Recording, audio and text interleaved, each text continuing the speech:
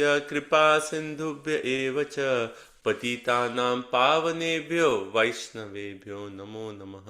जय श्री कृष्ण चैतन्य प्रभु नित्यानंद श्री अद्वैत गदाधर श्रीवासादि श्री गौर भक्त वृंदा। हरे कृष्णा कृष्णा कृष्णा हरे हरे, हरे राम राम राम हरे हरे। ओम नमो भगवते वासुदेवाय। ओम नमो भगवते वासुदेवाय। ओम नमो भगवते वासुदेवाय। नारायण नमस्कृत्यं नरं चैव नरोत्तमं देवीं सरस्वतीं व्यासं ततो जयमुदीरये। श्रीमतां स्वकथा कृष्ण पुण्य श्रवण कीर्तनं हृद्यन्तस्त्वभद्राणि विधुनोति सुहृत्सताम्। नष्टप्रायेषु भद्रेषु नित्यं भागवत सेवया भगवती उत्तम श्लोके भक्तिर्भवति नैष्टिकी। सर्वशास्त्रादि पीयूष सर्ववैदिक सत्फल सर्वसिद्धांत रत्नाध्य सर्वलौकिक दृक्प्रदा सर्वभागवत प्राणा श्रीमद्भागवतो प्रभु कलिद्वंतोतितादित्या श्रीकृष्णा परिवर्तिता परमानंद पाथाय प्रेम वर्ष अक्षराय ते सर्वद सर्वसेवाय श्री कृष्णाय नमोस्तुते।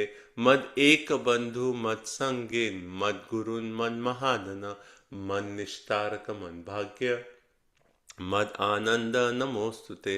असाधु साधुता इन अतिने चोचताकरा हा न मुंचा कदाचिन मां प्रेम न रित कंथयो स्फुरः। ग्रंथराज श्रीमद् भागवताम की जय, श्रील प्रभुपाद की जय। Okay, Hare Krishna everyone. So thank you so much for joining. So today is a very auspicious day. It is Akshaya Tritiya. And they say like anything on Akshaya Tritiya we do on this day, then that keeps increasing in our life. So we pray that we are diving in the nectar of Srimad Bhagavatam. So we pray that we can dive more and more deeper and more time we can spend with this wisdom of Srimad Bhagavatam. Okay, so let's get started. We are in the 4th canto, chapter number 21, instructions by Maharaj Prithu.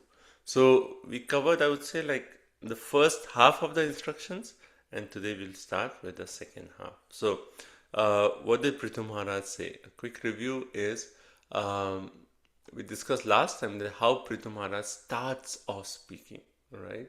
And just the way he started is so impressive, right? Everyone remembers how, like, a leader may come and start the speech and say like, okay, I am so and so, hence you all should follow me, right? But what was Prithu Maharaj's mood? He was actually started off with that mood of humility, saying that, oh, here there are so many elevated personality, great souls are here. I am going to start speaking, and you please see if this is approved by all of you, right? Just as this is his mode of, like, the mood that he said before starting to speak is just shows the greatness of his personality, his humility. And then immediately after that, the citizens will be thinking, why are you speaking like this? You are our king. Just give us orders. And then Prithu Maharaj, what did he say? Actually, I have just been appointed by the Lord. So I am just doing a service for which I have been appointed, and I want to make sure that I do the service the best possible way. And hence, I want your approval for all this, right? And see, I mean, ruling means there's a lot of responsibilities, right? I mean, it's a big, imagine someone is a emperor of the whole world, like we read about 7 islands, right? He was ruling from the place between Ganga and Yamuna, there where he used to live, and he used to rule the 7 islands. I mean, imagine the responsibility, how much he has on his head, right? But what does Prithu Maharaj actually say? Yes, I have a lot of responsibility, but I am not the only person responsible. You all, we are all in this together. I mean, this is like, you have to give a class on leadership qualities. This is like such a nice class, because you can immediately say how the leader is saying, oh, all of you, we are together. It's not I am the leader and you're my servants. We are all together. And he tells that to the citizens and says that if I am taking taxes, and if I'm not teaching you how to apply the principle of Varna, how to live in Varnashram, do your occupational duties according to Varnashram, then we both will be we both will lose our good fortune, right? And then he makes a point that if you cooperate, if all the citizens here, if you do your duties, and two main points, right? How should the citizens do their duties? Anyone remembers? One word that we have used again and again through the last session's class.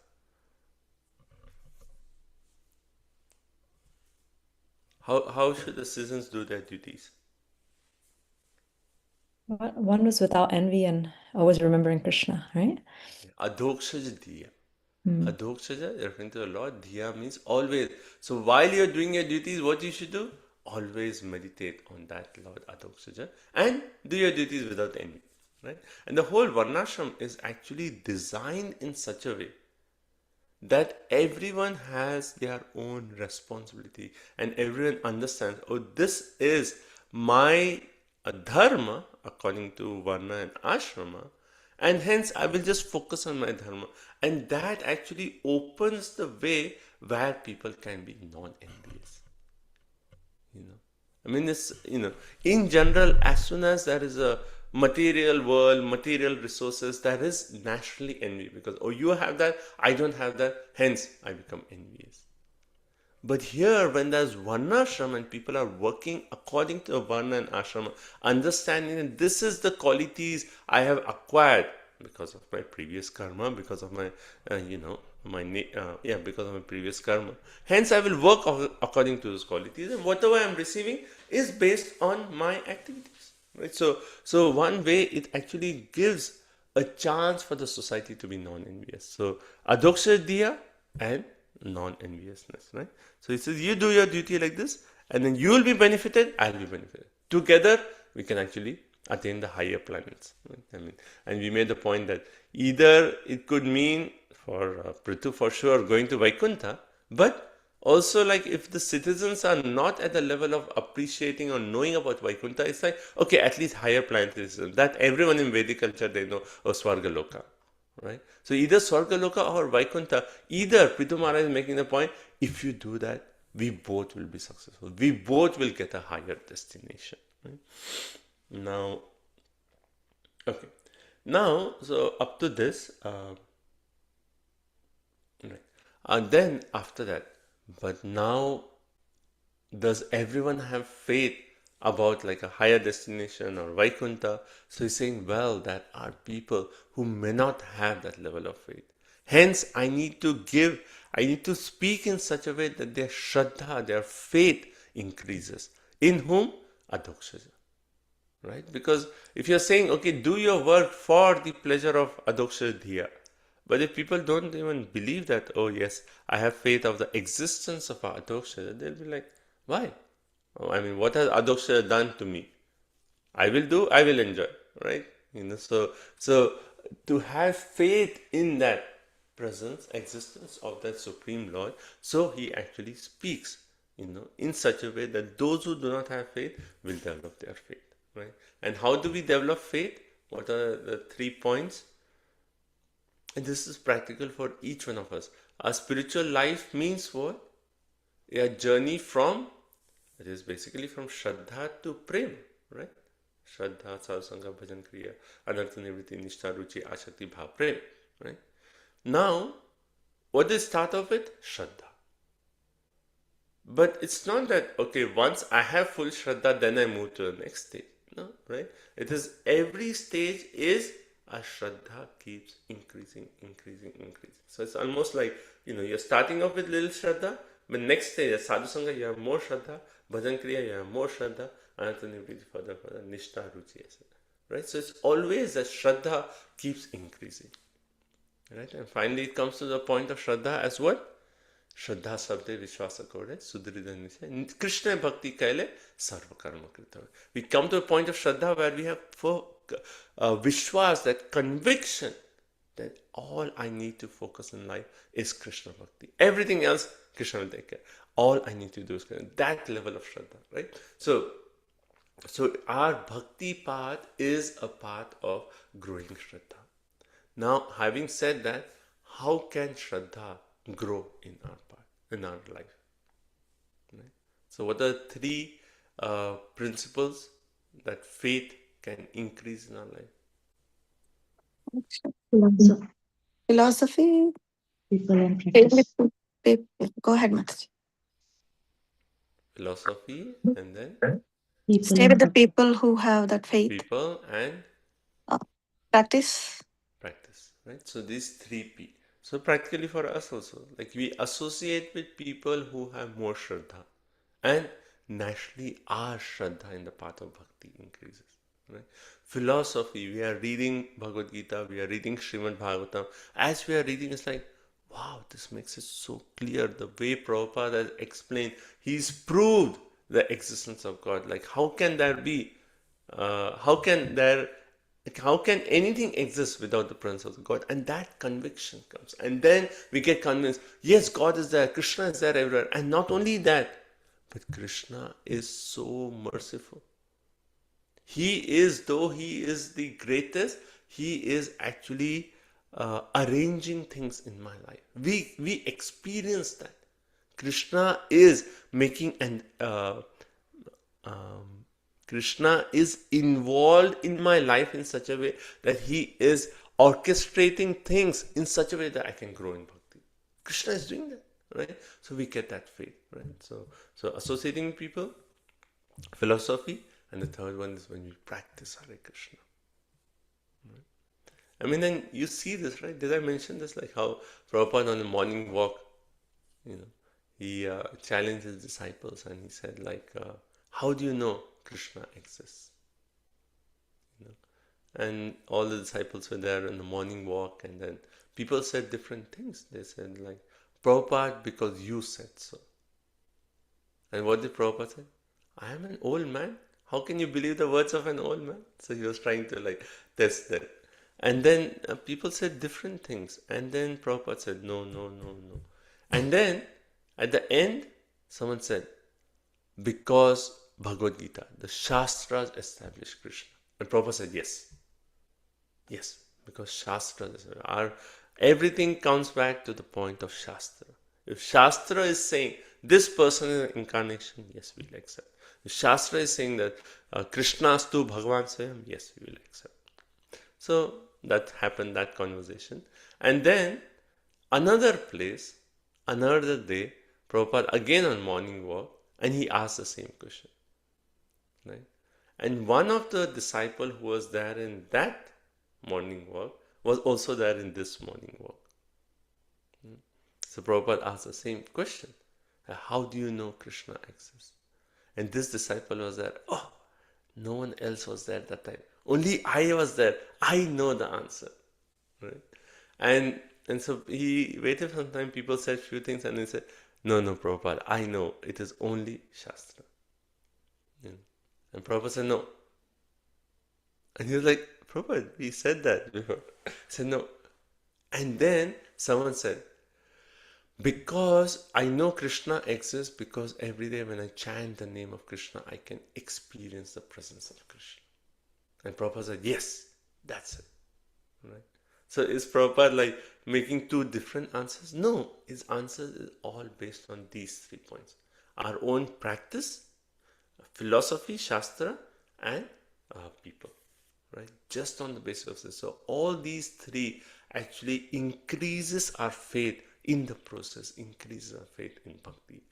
And Prithu Maharaj is doing exactly that to the citizen. So first he talks in terms of philosophy. And he says, according to the authoritative statements of the Shastra, there must be an authority. And how does he explain that? Who remembers?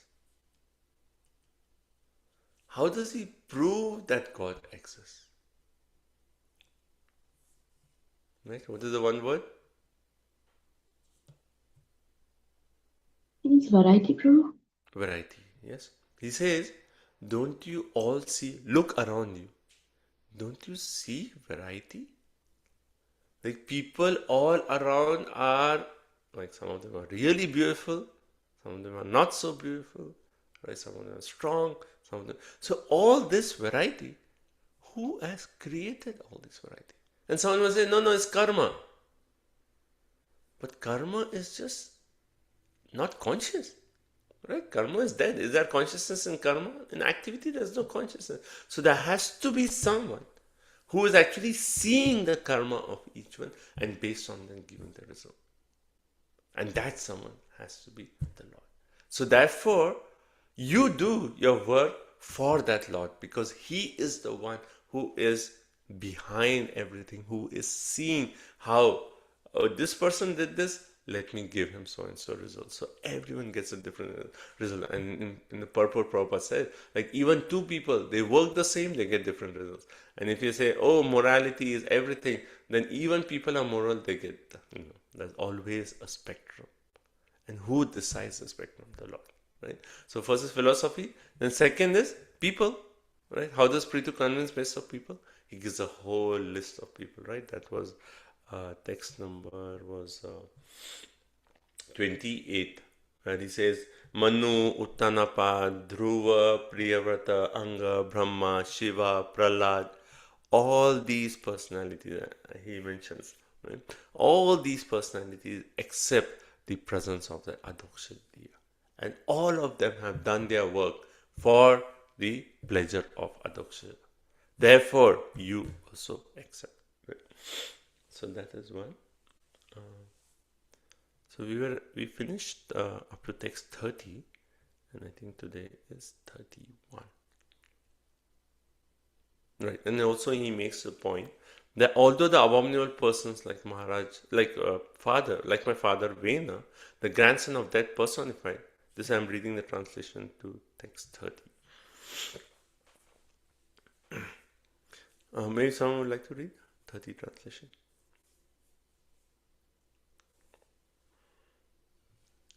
Hare Krishna. Text 30, right, Prabhu? Yes.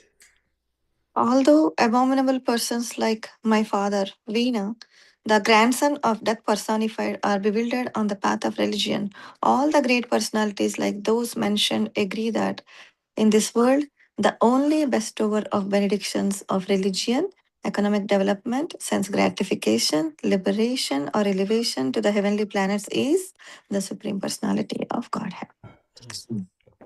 When Vishwanath Chakri Thakur is making the point that he's proved the presence of the Lord, now he's proving what? Bhakti. Because he's made the point that all these dharma, artha, kam, moksha, and swarga, all these can be attained only when Krishna sanctions it. Right? Now, how is Krishna approachable? Only by bhakti. So the way to approach, to connect to Krishna is bhakti. So even in all these processes, unless the practitioner has little bit bhakti, and we explain that the bhakti starts off with little shraddha, that yes, there is someone superior who will give me this, right? That little bit bhakti, little bit shraddha, unless that faith is there, right? So, so basically he's saying that all these can be attained only by the Lord. The Lord can be approached only through bhakti, starting with little shraddha. Therefore, anyone doing all these processes has a little bit of bhakti, right? So this proves that only through bhakti you can actually approach Lord the Present, right? So that's text 30. And in the purport we discussed that how Prabhupada says if someone follows morality and honesty, they say that is sufficient. But still, that is not enough, right? They work hard for economic development, and they, we discussed that some may earn enough money, but is there a guarantee of sense gratification? They may say after death everything is finished. Who cares about moksha, right? But if he's scrutinizing the study, dharma, artha, kam, and moksha, we must accept principles of authority of the Supreme Personality of Godhead. Otherwise, why is it that two persons who have the same moral standard get different results? Two persons who have the same work with the same effort have different results. So that variety is the proof of the existence of God. Okay. So that's what we discussed last time. Today we'll start with text number 31. So we discussed about philosophy, people. Now third is what? Practice. Right. So now he's talking to talk about practice. Any comments or thoughts so far? Can you go back to explaining that point of two people doing the same activity but having different results? I would have thought that the different results is because not only because of their faith, but also because like what they're thinking when they're doing that work, but also because of their prior karma. So how is that prior karma also plays a role? Yes. So prior karma Both. plays a role, right? Yes. Okay. But the point is karma conscious? See, like if someone, if okay, two students are there, right? And then, someone is saying, okay, you get A grade, you get B grade. Now, if they're saying, okay, my studies itself is giving me A grade, B grade. No, no, no. Studies is, okay, that's your effort. But who is giving? That is a conscious person who is giving. So yes, karma is there, your effort is there, and how you work, your intention, everything based on what modes you have connected, how you have worked in the past, all that is there. But there has to be some conscious being who is saying, okay, this is what you have done, this was your intention, hence this is the result I'm giving you. Isn't it? So that conscious being is actually the Lord. Like someone superior has to be there to actually give it. Does it, right, Srimati? Am I understanding your question right? Yeah.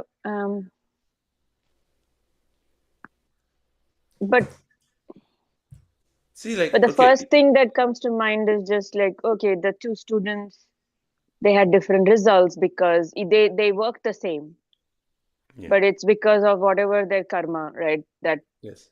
they had that. That is the first thing that anybody thinks about. So you're saying you have to go beyond that and say that it's not just karma, but also um, No, the hand of something else, something more supreme. I am saying, okay, even if you say karma, who is keeping track of the karma? Right? I mean, someone is Okay. keeping track of the karma to say that, okay, previously this person, student A, has done so much work and hence he has so much piety, therefore he should get this.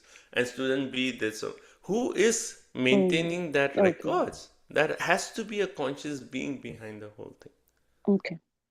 You know, like even with Buddhist philosophy, the same point actually comes there. So they believe in karma, right? But they don't believe that there is a person who is actually taking care of karma. And then naturally it comes like, okay, you believe in karma, but who is keeping the records? I will go inside the room, I'll close all the doors, I'll do some nonsense.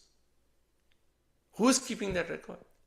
There has to be a conscious being who is all present to know that, oh, you did this, let me write it down. And that conscious being, because he has to be everywhere, like he has to be the Paramatma in the heart of every living entity, to know what is the intention, right? What they are doing in the closed room or anywhere they are doing. So that personality has to be someone who is all pervasive and also should have the ability to keep the track of karma of every living entity in the entire world. So that personality, who can that be? It cannot be just an ordinary living entity because he has to be omniscient, he has to be omnipotent. And if Mm. someone is omniscient and omnipotent, that has to be that Supreme Lord. Yes. Thank you. Thank you, Prabhuji. Yeah, thank you. Prabhuji, we discussed 31 also last time. Remember, we were discussing how the Yes. Guru takes the karma, Yes. the disciple. So we'll start with 32. 32. Okay. So 31, you can read translation. By the inclination to serve the lotus feet of the Supreme Personality of Godhead, suffering humanity can immediately cleanse the dirt which has accumulated in their minds during innumerable births. Like the Ganges water which emanates from the toes of the lotus feet of the Lord, such a process immediately cleanses the mind, and thus spiritual or Krishna consciousness gradually increases. Hare Krishna. Right? So this is a practice. It says you do it. What do we do? What is the first thing he said? Yat pada seva bhi ruchis tapasvinan. If you serve the Lord's lotus feet, then what happens? Then ashesha janma, unlimited births. I mean, imagine how many births, how many lifetimes we have accumulated so much sin. Ashesha janma, all that mala that we have accumulated can get cleared out. And how much time will it take? Sadhyo shinoti anavaham edati sati. Immediately that can be cleansed. That mala accumulated for so many lifetimes can be immediately cleansed. And then edati sati, right? And day by day, spiritual inclination increases. This is something that is perceivable. Pratyakshvagamam dharmyam. You can perceive this, right? So if we are doing our Krishna consciousness, if we are practicing Krishna consciousness, and if we are not experiencing that inspiration, if we are not experiencing that how our heart is being purified, then maybe there's something lacking in our practice. Okay? So this is something that can be practically perceived. 2 results. Purification of heart, Cheto Darpana Marjana, and second, if you feel inspired. Right? Vaishnav Prabhu makes a point that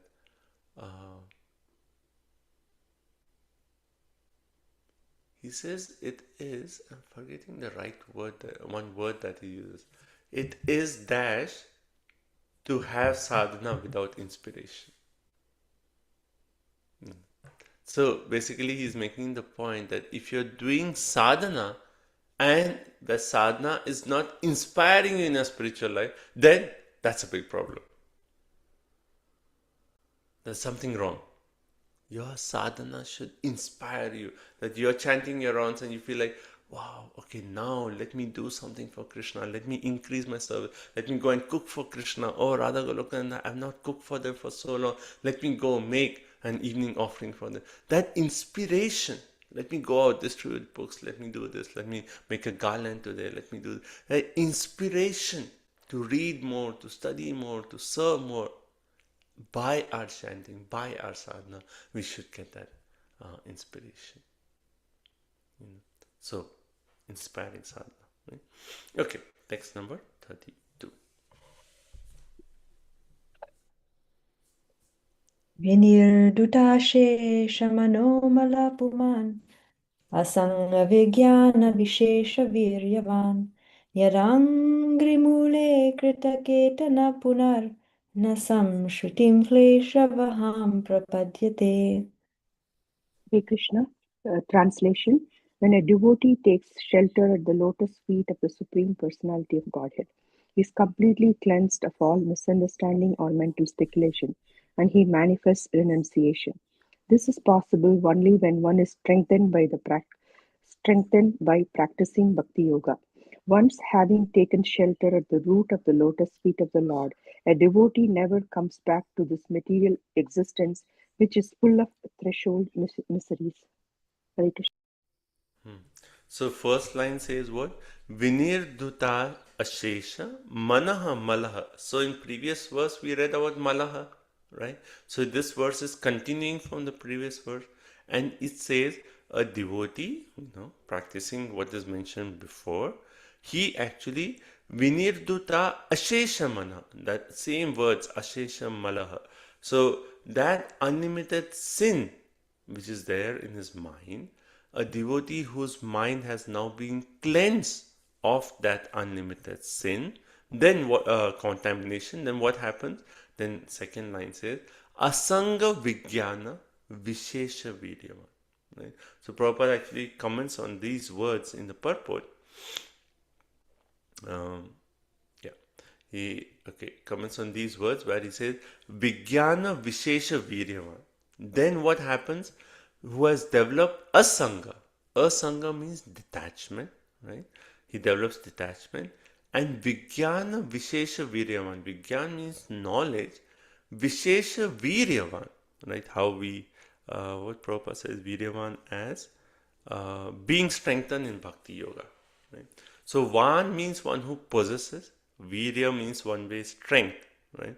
So as someone is practicing Bhakti Yoga, what does happen? He gets clear of the contamination, and that results to what? Asanga. Asanga means detachment, right? Detachment. And the second thing is Prabhupada says Vijnana means scientifically, particularly being strengthened in Bhakti Yoga. One actually gets strengthened by Bhakti Yoga, right? And Vishwanath Chakravarti Thakur actually makes a point. What does it mean to be strengthened by Bhakti Yoga? He says that one realizes the Lord's beauty. So, see, there are two things here, right? As we are practicing Bhakti Yoga, one is we develop detachment from the negative things of this world. At the same time, what happens? We get attachment for Krishna, right? Both things have to happen. If you are only developing detachment, right, and if you are not developing the positive attachment, then what will happen?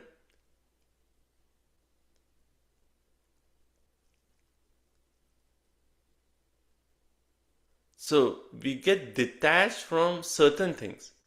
But if you are not getting attached to Krishna, then what will happen? We will go back to it. Yeah, either we'll go back to it or we'll find other things to get attached to. Right? Because we need some form of attachment. So if you're getting detachment from something and you're not developing the positive attachment, then we'll either go back to it or we'll try to develop some new, right? Some new attachment. Right? But here it says Vijnana Vishesha Viryavan. We develop that attachment, we get a realization of the beauty of the Lord. We're like, oh, Krishna is so kind. Krishna is so beautiful. Right? So these two things. And then third line says, Yad Angri Mule Krita Kena Punar. One who has taken this kind of shelter, then na samsmritim klesha vaham prapadyate. He does not suffer, he does not surrender to material life full of suffering again. So once we come to a stage where at least a little bit detachment, at least a little bit attachment to Krishna, then you won't come back to this. You won't again take shelter of this material world. Right? So Prabhupada in the purport, he focuses on Mahaprabhu and how Shishtastika, he says, Cheto Darpana Marjamana, how the mind is cleansed of all impurities. And what is the main impurity? That misunderstanding, where we actually think that yes, I am this body. Right? Our identification with the body is actually the main misunderstanding. Right? So as long as we are attached to this body, then we are trapped by the three modes of material nature, because I am this body and hence this belongs to me, then we are again entrapped. But as we are chanting, as we are progressing in bhakti, then our identity changes. We say, oh no, this body is just external to me. My real position is I am a servant of Krishna. Right? So that transformation, that purification from misidentification to real identification, that happens in bhakti. Right? So that's what this verse is saying. And Prabhupada also quotes how Bhagavad Gita is characterized by Gyan and Vairagya. Right? Gyan means understanding that we are not this body. Vairagya means disinterest in sense gratification, which is that verse which says Bhakti gives Gyan and Vairagya. Everyone should know this verse. First canto. Bhagavati Bhakti Yoga Prayojita. Yes. Vasudeve Bhagavati Bhakti Yoga Prayojita Jayati Asu Vairagyam Jnanam Chayat Ahitukam. Right? So both Jnana and Vijnana, they are byproducts of bhakti. So one way Prabhupada is like referring to that verse, that Jnana refers to understanding we are not the body, Vairagya means disinterest in sense gratification. These two primary principles of separation from material can be realized by Bhakti Yoga. And then Prabhupada also quotes 4.9 Tyakta Deham Punarjanma Naiti Mam Eti. So Arjuna. So how can we make sure we do not come back to this material world? Janma Karma Cha Me Divyam Evam Yoveti. So when we understand the birth and activities of Krishna as transcendental, then we don't have to come back. Right? And then Prabhupada also refers to 9.2 in this Pratyakshvagam Dharmam Susukam Kartamavya, that one can actually practically realize, get the realization direct understanding of the principles of Dharma, direct perception of our progress of spiritual life. And then towards the end of the purport, Prabhupada actually one way refers to this progression in the first canto, second chapter, right? I mean, that is, I feel like one of the favorite chapters of, right, Prabhupada. He often quotes that entire series, starting off with Shinvatam Swakatha Krishna, Punya Shavana Kirtanam, Hridyantu Sabhadrani, Vidunoti Surisata, then Nashtaprayasho Abhadreshu, Nityam Bhagavata Sevaya, right? Then, which is that verse where it talks about how we rise above the modes. Tada rajastamo bhava kama lobhadayase cheta eten anavidam stitvam sattve prasidhati. Right? So all that entire series, starting with devotees, right? Hearing from devotees, getting cleansed, like Krishna himself doing the vidunoti, then rising above the modes, situated in stitvam, right? The sattva gun, and then raising to the point of pure goodness. All that is actually explained in that series. And also here, Prabhupada actually, one way is referring to that verse in the 11th canto, second chapter, text number 42, which actually says how bhakti is just like eating food, right? We always like the example of eating food. When you eat food, what happens? Three things happen, right? What is it? Tushti, pushti, right? And then tushti means nourishment. No, tushti means... what's tushti mean? Anyway, so three things. What is it? Satisfaction. Satisfaction. Okay, yeah, satisfaction. Yes, tushti. Pushti is nourishment, right? And third is shuddha apaya. Shuddha apaya means our hunger is going away, right? So three things happen when you eat. You eat a nice meal, hunger is there, that goes away. Tushti, we feel satisfied. Wow, so tasty prasadam. And then our body is nourished. Similarly, bhakti. So Prabhupada is quoting this. Similarly, bhakti. What happens? Three things happen. One is bhakti pareshanubhava viraktir anyatrasar. Right? So he actually says three things happen. Viraktir, detachment comes. Second, pareshanubhava. You get the bhava, you directly experience, oh, Krishna made that arrangement in my life. Krishna is doing that for me. Krishna arranged me to meet this devotee. Krishna is doing this. We get direct experience of the Lord. And the third is our bhakti. We can feel that how bhakti is arising in our heart. All these three happen simultaneously. Just like when you eat food, simultaneously all these three things are happening. Similarly, by practicing bhakti, all these three things simultaneously happen. Right? Therefore, a devotee no longer has any doubts, and then he will not come back to this material world. Like, what are the three things? Detachment, direct experience of the Lord, and bhakti itself. Bhakti. That positive bhakti that that we develop bhakti in our heart. Oh, thank you. So it starts with bhakti, pareshanubhava, viraktir anyatra sat. Yes, Prabhu, this is verse 11 to 42.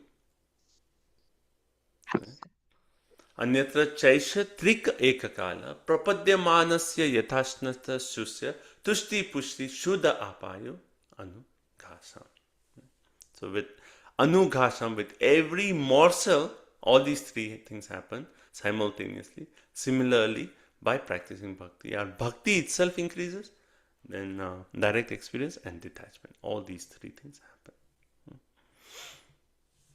Okay. Can anyone think of any other verse? One more verse is coming to my mind, but I'll have to refer back to it. In the first canto, 5th chapter, when Narad Muni is speaking to Vyasadeva, he actually makes a similar point. I think it is 1.5.17 or 18, where he actually makes a point, not 17, I think it's, let me see, the one who takes to bhakti.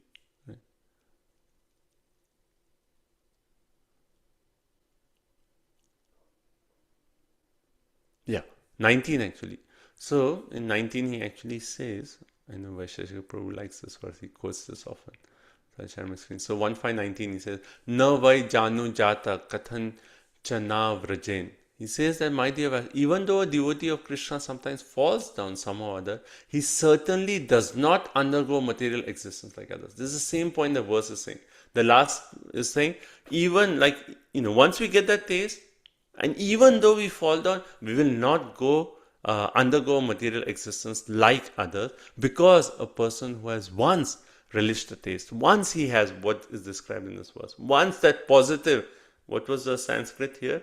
It said that Vijnana Vishesha Viryavan. Once we have experienced that, then the person can do nothing but remember that ecstasy again and again, and you're like, oh, now I've fallen away from Krishna, but that was so good. How Krishna did this for me. We'll go back again and again, and he will no longer experience the materialistic life like how karmis experience. Okay. So next word. Sorry, I'm taking too much time per verse. So everything clear?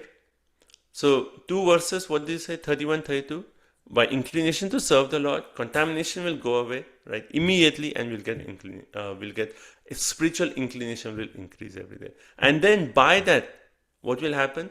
Detachment, and then Vijnana Vishesha Viryavan. We get positive attachment. We'll feel the presence of the Lord. We'll feel, yes, Krishna is there. We'll appreciate the beauty of the Lord. Right? And once you do that, then you will, even though you may turn away from Krishna, but still, you will not forget that, and you'll want to come back again and again to taste the lotus feet of Krishna. It's clear? Yes. Okay, text 33. Prabhuji, you mentioned some series while talking about this lokas. What the series? 1 to 16 to 1 to 21. Right, so I mentioned that, right? It starts with Srimadam Sukata Krishna, Punya Shavana Kirtana. And when it's the first canto, second chapter, and how many points are there in that? I think there are 9 points in that.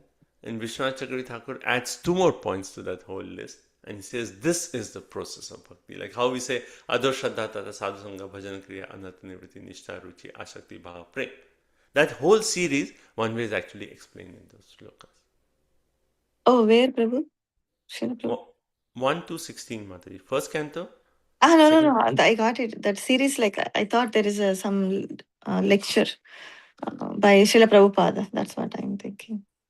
We discussed when we were doing that, but Oh, okay, no problem. but another place if you want to see, it's actually Vishwanath Chakravarti Thakur's commentary. Okay. He actually, like Prabhupada explains the series, but Vishwanath Chakravarti Thakur, he actually just gives the categories. Yeah. So you can Thanks. follow. Thank you, Prabhu. Okay, next verse. Let's proceed. Next 33. Tameva yuyam bhajatatma vrittibhir manovacha kaya gunai sukarma bihi amayina kama dughangri pankajam yathadikara vasitartha siddhayaha. Hare Krishna, Prithu Maharaja advised his citizens, engaging your minds, your words, your bodies, and the results of your occupational duties, and being always open minded. You should all render devotional service to the Lord according to your abilities and the occupations in which you are situated. You should engage your service at the lotus feet of the Supreme Personality of Godhead with full confidence and without reservation. Then you will surely be successful in achieving the final objective in your lives. Hare Krishna. So, one may say like, okay, you're talking of pure bhakti. But all the citizens are there, and they may say like, pure bhakti, that's maybe too high for me. Right now I have to pay my mortgage bill. And now you're saying that, okay, I have to do pure bhakti. I don't think I can do it. Then Prithu Maharaj is saying, okay, if we cannot do that, then do what? Karma Mishra Bhakti. See, even Krishna, doesn't he give this? Where in Bhagavad Gita he gives, if you cannot do this, do this. If you cannot do this, do this. Where is it? 12th chapter. 12th chapter, right? If you cannot do this, right? So here also Prithvi is given the best standard, right? Which is in the previous two verses, where what is, we serve the lotus feet of the Lord. But if you cannot do it, then do karma, brishya, bhakti, right? So that's what is being described in this verse. And then here he starts off by saying that tam unto you, eva certainly, you yam, all you citizens, worship, you bhajata. But how you do it? Atma vritti bihi. You worship the Lord by doing your occupational duties. Which is a verse from Bhagavad Gita we discussed last time also that talks about this. That you worship the Lord by doing your occupational duties. Yad karoshi yadashnas.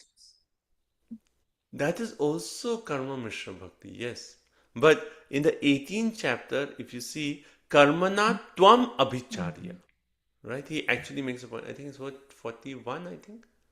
And you can check around that 41, where he actually says, you worship the Lord by your occupational duties. And that's Karma Mishra Bhakti. And now he's saying that to his citizens, right? So you do occupational duty. And then, while you're doing your occupational duty, how will it become Bhakti? Manaha vacha kaya gunaya. By particular duties of your mind, your words, and your body. So your BMW, you do your occupational duties, but at the same time you engage your BMW in connection to the Lord. Right? So both these things. Or he says, or you do what? Swakarma bhi amayini. Do your occupational duties without reservation, and kama dugdadi, fulfilling all your desires, yatha adhikar, as far as the ability goes, avasita artha, fully convinced of one's interest, siddhayor angri pankajam, for the satisfaction of the Lord. Right? So 2 points he's giving. One way, 2 stages of karma mishra bhakti. Right?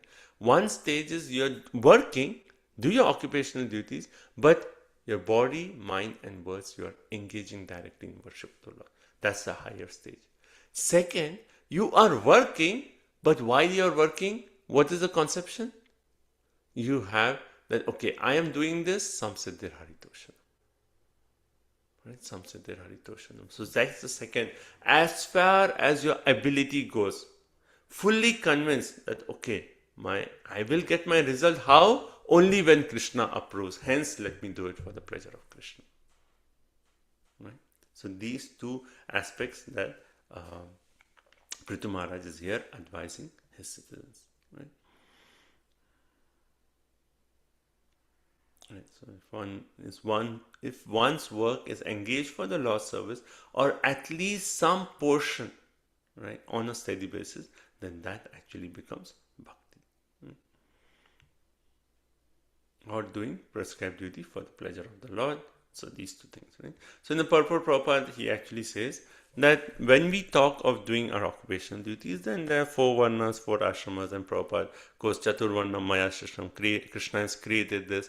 Then he talks of what is Brahmanical duties, and then he talks of Sama, Dhamma, Titikshava, Arjavam, Astikam, Brahma Karma, Svabhavajam. Right? So what is that? Truth, controlling the senses, controlling the mind, remaining clean, practicing tolerance, all those. Then he says, for Kshatriyas, what is their duty? Shatra, to protect, right? To give positions in charity, right? And then to be strictly Vedic in the management of the state affairs. So that's all Kshatriya duties. So one can satisfy, a Kshatriya can satisfy the Supreme Personality of Godhead by doing these duties. What are Vaishya? Vaishya, Krishi Go Rakshak. Right? Krishi, Go Raksha, right? So basically Prabhupada says, producing foodstuffs, giving protection, you do that, you can satisfy the Lord. And the last one is Shudra. Shudra do not have ample intelligence. They should simply engage as workers to serve the remaining 3. Therefore, Prabhupada comes, everyone's aim should be to satisfy the Supreme Personality of Godhead by engaging his mind in thinking always of Krishna. So, and then Prabhupada says there is no higher or lower class in this. Why? Because the common interest is to satisfy the Lord. Right? Like, that's the beauty of Varnashram system. If it is established, the Varnashram is properly established, then all the Varnas and Ashramas, they have one common interest, that we are doing this to satisfy the Lord. Right? And also here, Prabhupada stresses on this word yatha adhikar. And he actually makes a point. This is a very nice word. Because citizens are thinking like, I don't know whether I can do this. Bhakti is too high for me. Chanting 16 rounds? 2 hours? I don't have that time. Right? So here, Prithu is saying, okay, according to your ability, you do it. Right? Sincerely execute occupational duty without duplicity. Right? Prabhupada uses this word. Without duplicity and being very frank and open-minded. Right? That yes, I'm doing this for the pleasure of the Lord. Then Kama Dugangri Pankajam. Then the Lord, then, yeah. Okay. And Prabhupada concludes the purport by he actually says, for a devotee, he'll be happy even in this life.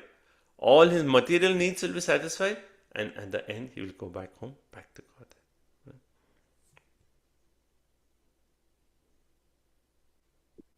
Right. So, if you see 18th chapter, text 45 and 46, in 45, Krishna is saying, by following Swese karma abhirataha, by following our karma, according to our varna and ashrama, sam siddhim labate naraha, one can attain perfection. How can this be done? Yatha pravritir bhutani, by worship of the Lord, who is the source of all beings and who is all pervading. A man can attain perfection through swakarmana tvam abhicharya, through performing his work. Right? So 1846 is that verse. Right? Okay. Now, so everyone clear with Karma Mishra Bhakti? Prabhuji, one quick question. So when Prabhupada writes here, so engage in your service with full confidence and without reservation. So the usage of that word reservation means without any doubts, Yeah. or With with the doing Amma. it full out. Was Doing. it? No, I was thinking, is it without doubt or doing full out, meaning doing 24/7, or only doing little and thinking everything will happen? What So is the here, correct? if you see the Sanskrit is amayinaha. Amayinaha is without reservation. So that basically means you're doing your work according to your ability, not necessarily 24/7, but while you're doing that, you have that faith that I'm doing this for the pleasure of the Lord. Like we may do our work and say like, yeah, maybe I will do, okay, I'll work and maybe little part I'll give to Krishna just because, it may be good. That is like, we have doubts whether Krishna is actually the original one who is giving our results, right? We hold on to our doubts. But without reservation is giving up all this. Yes, I know. I should do this for the pleasure of the Lord, right? So that conviction, one way. Does it? Yeah, yes, thank you. Prabhuji, this is also the meaning of the word open-minded here. Yes. Prabhupada uses an open-minded with that, almost with the same as amayinaha, no reservation. That we are open to accept that yes, finally Krishna is the supreme. He is the proprietor. Bhokta Ramya ke tapasa. Thank you, Prabhuji. So the thing is, it's about rest. Being as you said, it's completely free. I mean, 24 hours, as like fully, right? So, but then this is like pure devotional service, right? But here, this situation is not for pure devotees, right? Yeah. So here it is karma mishra bhakti. See, there is a difference between bhakti mishra karma and karma mishra bhakti, right?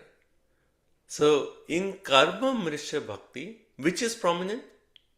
Bhakti, right? Karma is secondary. In bhakti mishra karma is prominent and bhakti is secondary. Understand? Okay, we won't go to the next because that's the next verse. But for this verse, what is it? Karma mishra bhakti. So the focus is on our karma. According to our varna and ashrama, we are doing our karma. But what is our thing? Yes, I'm doing this for the satisfaction of the Lord. Right? Now, is there a difference between this and pure devotional service? Yes, because here, what is the Sanskrit word is saying? Kama dughangri pankajam. That knowing that, yes, I have certain desires, but who will fulfill the desires? By the Lord. So Kama Dugha Angri, the lotus feet of the Lord. When I do this for Krishna, then He'll fulfill my desires. It is still not Anya Bilasita Sunya. Right? You still have desire, but you're saying, okay, I'll use my occupational karma for the pleasure of the Lord. That is karma mishra bhakti. It is close to pure bhakti, but it's not pure bhakti. Now, bhakti mishra karma, that is different, and that's what is the next verse actually. So that is much lower in the elevation. Okay, everyone totally confused? Yes? No. Okay. Is it like, are you following?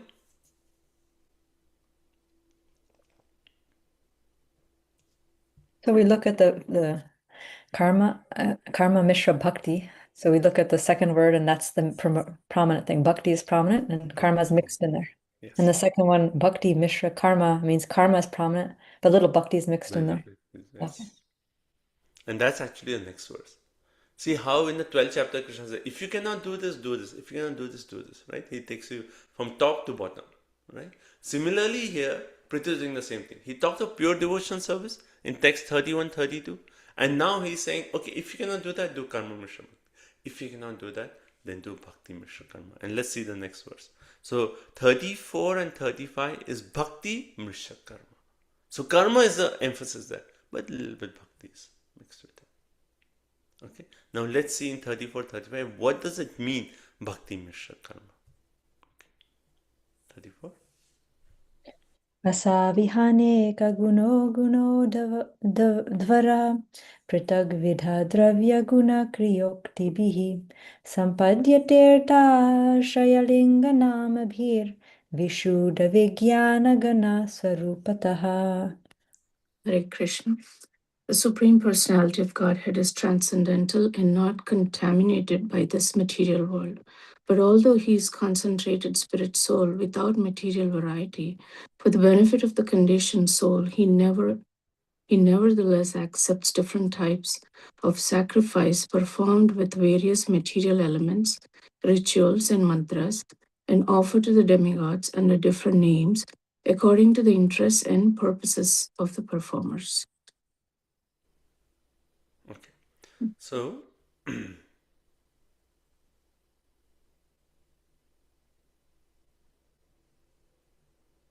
okay. So here is basically we are talking about bhakti mishra karma. What does bhakti mishra karma mean? Karma itself, by its very nature, is impure, material, and rajasic.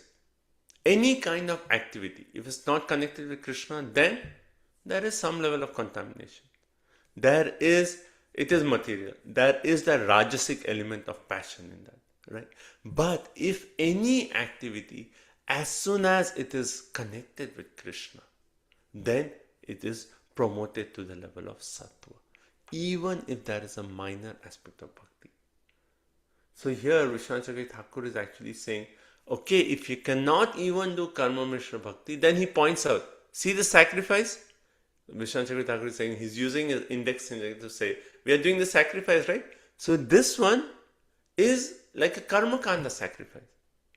But even a karma kanda sacrifice has a kalash for Vishnu. And saying Vishnu is finally who's sanctioning all the results. So there is a tinge of bhakti even in karma kanda activities. So if you cannot do karma mishra bhakti, at least you do karma kanda activities. But remember that connection with Vishnu. Because if you are not having that connection with Vishnu, then it is simply rajasic. It is impure. Right? Then there is no use to it. And hence here he says, Aso, that Supreme Personality of Godhead, who is aguna, right, transcendental, vishuddha, without contamination, vijnana ganaha swarupa. Vijnana ganaha swarupa. He is concentrated spiritual form. Right? So these are the qualities. But what is the point here? Iha aneka guna advara. In this world, he accepts different sacrifices of various qualities of dravya, guna, kriya, ukti bihi, right? Dravya means physical elements, guna means ingredients, kriya means performances, ukti bihi means chanting different mantras, where the Lord is sampadayate, worship under different names according to the interests and purposes of the performer. See, what is the last part of the shloka? It is saying the Lord is worshipped under different names. What does that mean?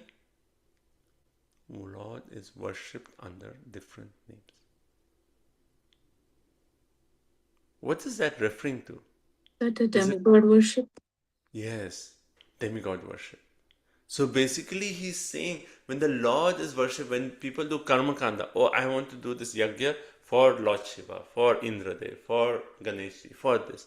The Lord is worshipped through different names, right? So that's what is the last. Why different names? Why are you doing this Shiva, yajna? Why are you doing this? According to interests and purposes of the performer. The performer has, I want to do this so that so and so result is achieved. But does the Lord accept?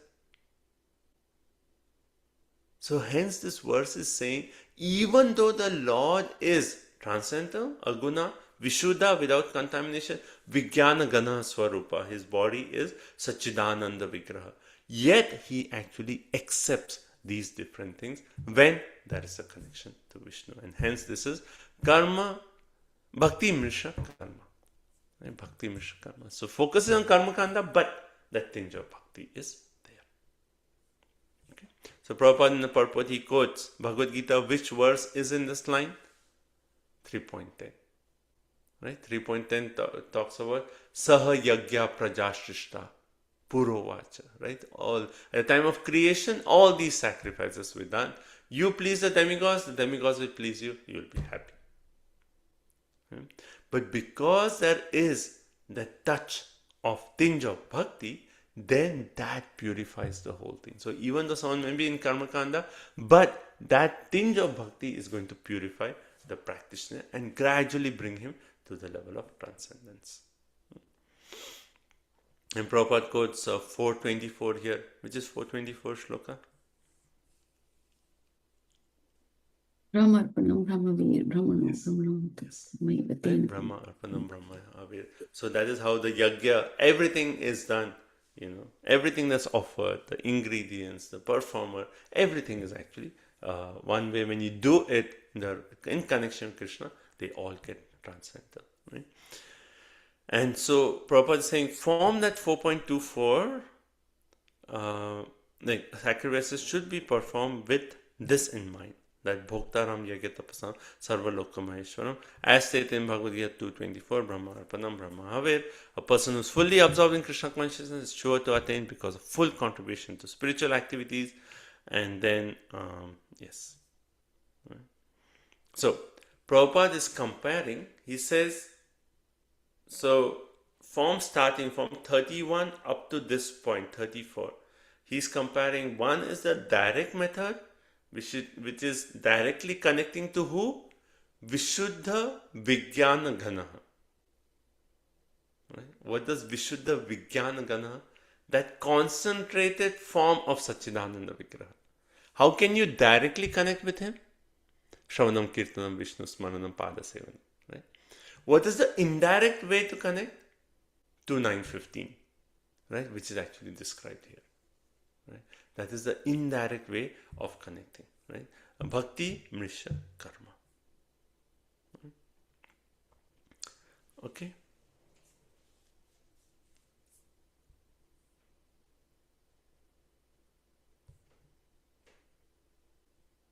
So 2915 Prabhupada quotes Shreyapatim, Yagyapatim, Jagatpatim. We read this? 2915. So, yes. Okay, there's one more verse, again on the same lines of Bhakti Mrisha Karma. Let's do 35. Pradhanakala Shaya Dharma Sangrahe Sharira Esha Pratipadya Chetanam Kriya Palatvena Vibhur Vibhavyate Yathanalo darushu tad gunatmakaha. Translation. The Supreme Personality of Godhead is all pervading, but He is also manifested in different types of bodies which arise from a combination of material nature, time, desires, and occupational duties. Thus, different types of consciousness develop, just as fire, which is always basically the same, blazes in different ways according to the shape and dimension of firewood. Hare Krishna. So,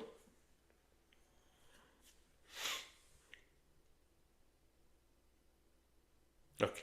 So basically here, you see in this verse, it says, Esha Sharira, that the body of the Lord is the aggregate of what? Pradana, right? Our favorite topic. Mahatattva, Pradana, right? So the body of the Lord, previously what did he say? Satchidananda Vigraha. He's Ghana, he's concentrated, transcendent. But now, for people who are doing Bhakti Mishra Karma, how will they develop faith in the Lord?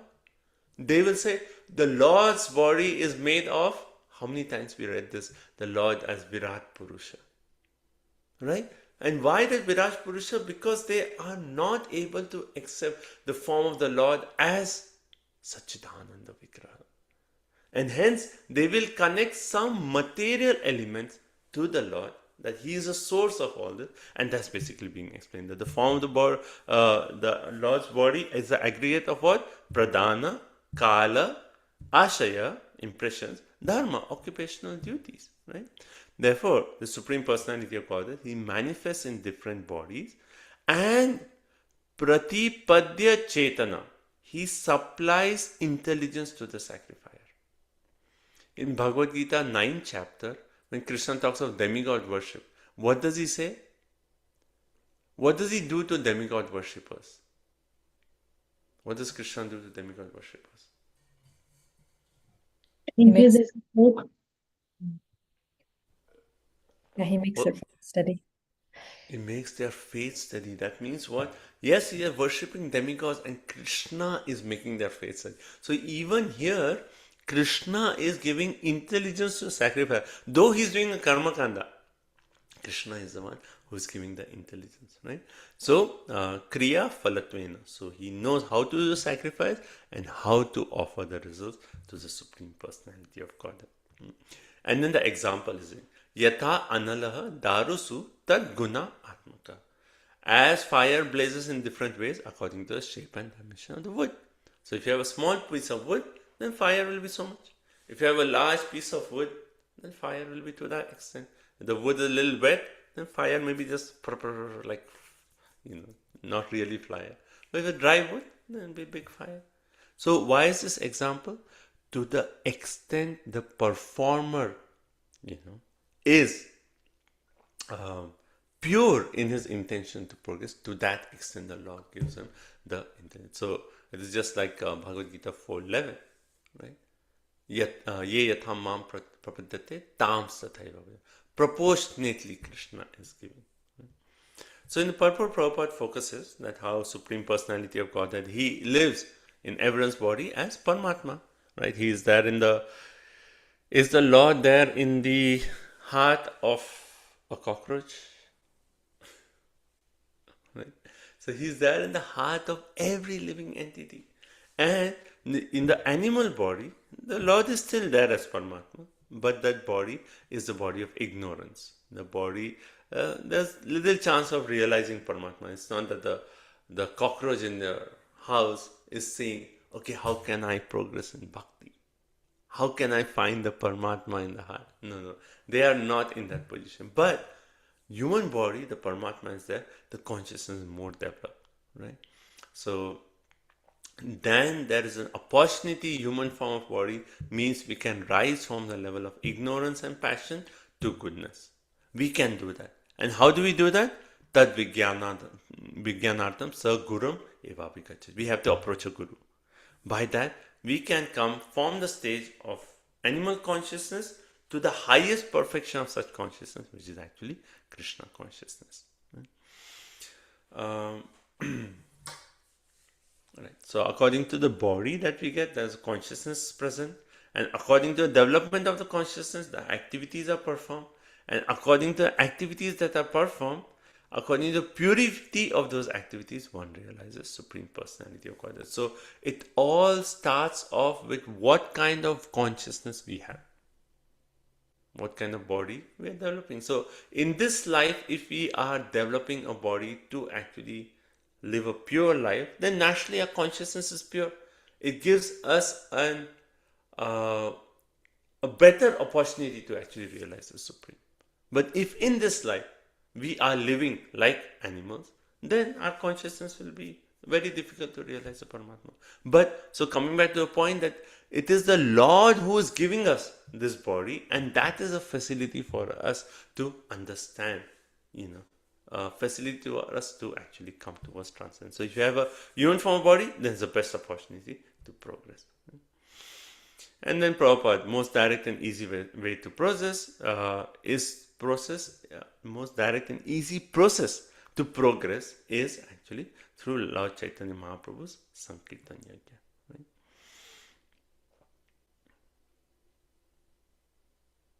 Okay, so we'll stop here. Let's see.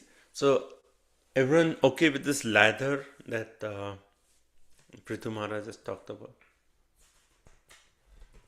Okay, someone can explain ladder in like simple words.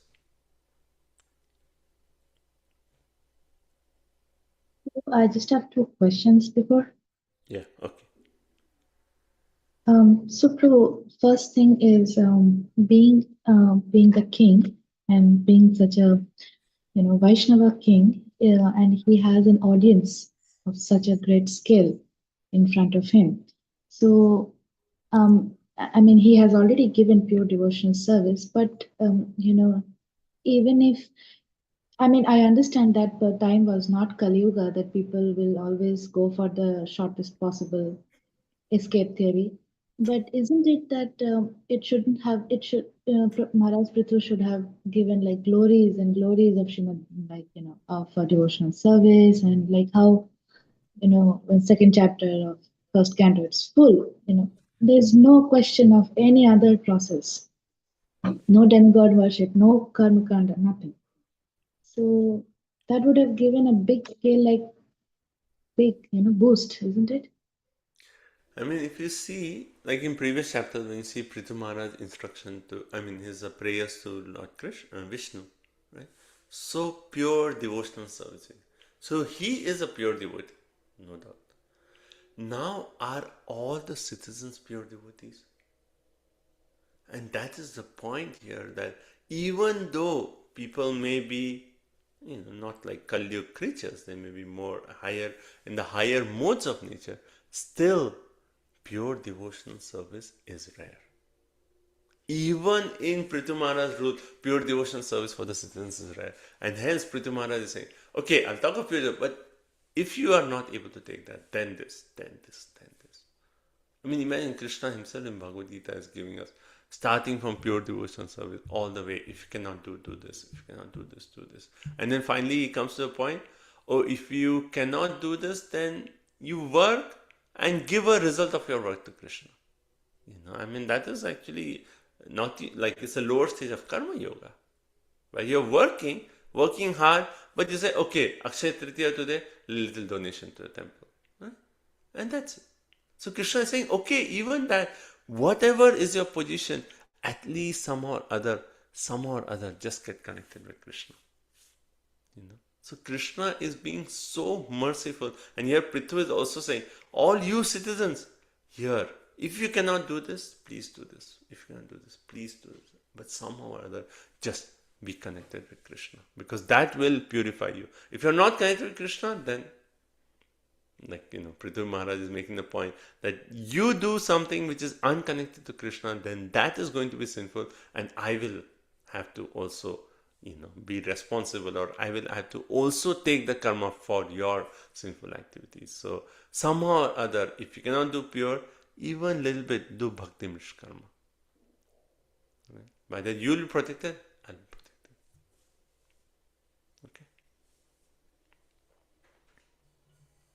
Okay. So second question is, as you were mentioning about the consciousness being covered. So, when devotees go out, we see how gradations of consciousness, covered consciousnesses is. But, as we see here, only when we evolve in our consciousness, we appreciate bhakti more better.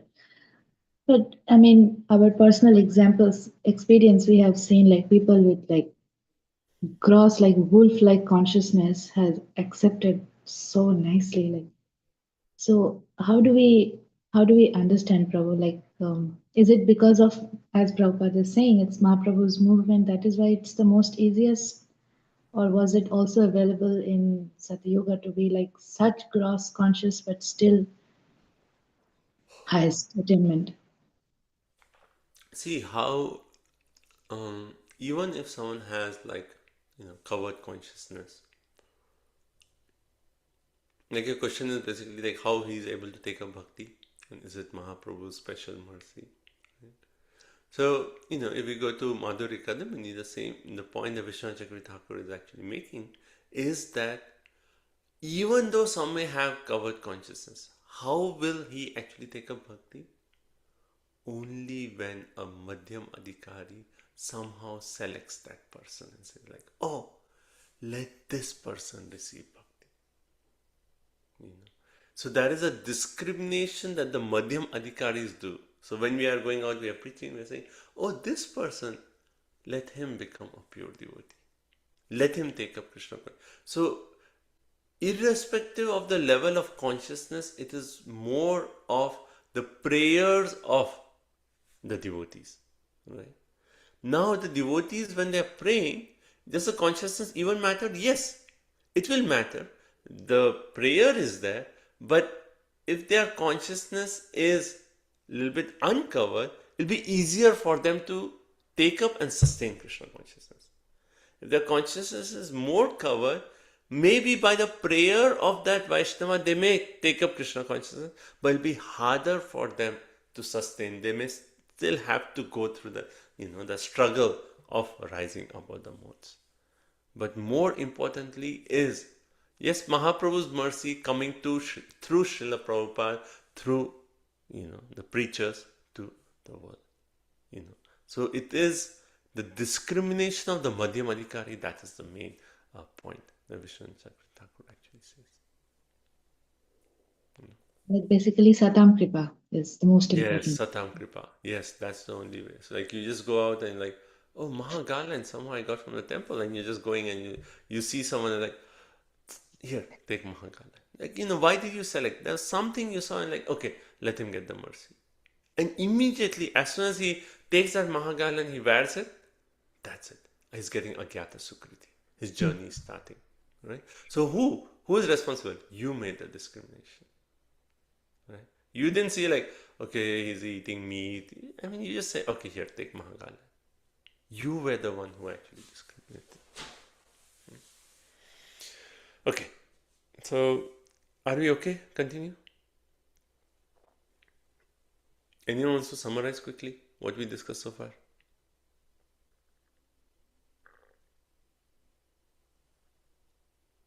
Who can do it? Go. Someone. Be brave. Do it.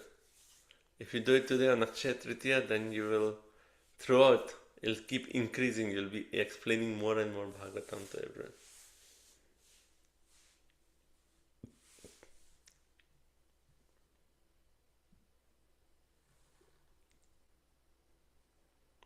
Okay, who wants to try? Should I call out names? Okay, Rohini Prabhu, you want to try? I can try, Prabhu. So we started off with text 31, which talks about how by performing bhakti, all the contaminations are cleared away and our mind becomes purified. And once we are cleansed of this contamination and we, with the strength of Bhakti Yoga, we develop the detachment and we do not surrender to the material life again. Like, we do not fall back to the material life. Yes. Um, Detachment and Gnan and Vairagya. Yeah, Yes. those are the byproducts. Some positive that word that Viryavan basically means Vijnana Vishesha Viryavan means some positive appreciation for the beauty of Krishna, right? Some that Yeah. oh, Krishna is this, yes. Okay. Yeah. And then And I think on this point, I also recall like how Srila Bhakti Siddhanta Saraswati also talks about Artha Pravritti instead of just Anartha Nivritti. So yes. So both have to be there. Anartha yeah. Nivriti and Artha Pravritti. Yes. Yes, and then but this is not possible for everyone. So not everyone is on the Shuddha level of performing bhakti. So the text 33 talks about the uh, karma mishra bhakti, where bhakti is prominent, but it's tinged with some karma, where we engage our body, mind, and words in the service of the Lord and offer the results of our varnashram duties. And if that is also not possible, then the text 34 talks about Bhakti Mishra Karma, where it's an indirect way of offering service to the Lord, where the person is performing different types of sacrifices for different types of demigods, but still, like in every sacrifice, Yagya by Vishnu, so like Vishnu is some there, so it is Vishnu is getting those results of those sacrifices indirectly. So that is Bhakti Mishra Karma. Yes. Text 35 talks about how the Lord manifest he gives us intelligence. He is the ingredients of the sacrifice, and he gives the results of those actions. So so indirectly, like the sacrifices are offered to the Lord, and by doing so, then one develops the gnan, which Gnan Mishra Bhakti, and by which one attains the Lord. Yeah. So the thank Yeah. you, bro. That's good.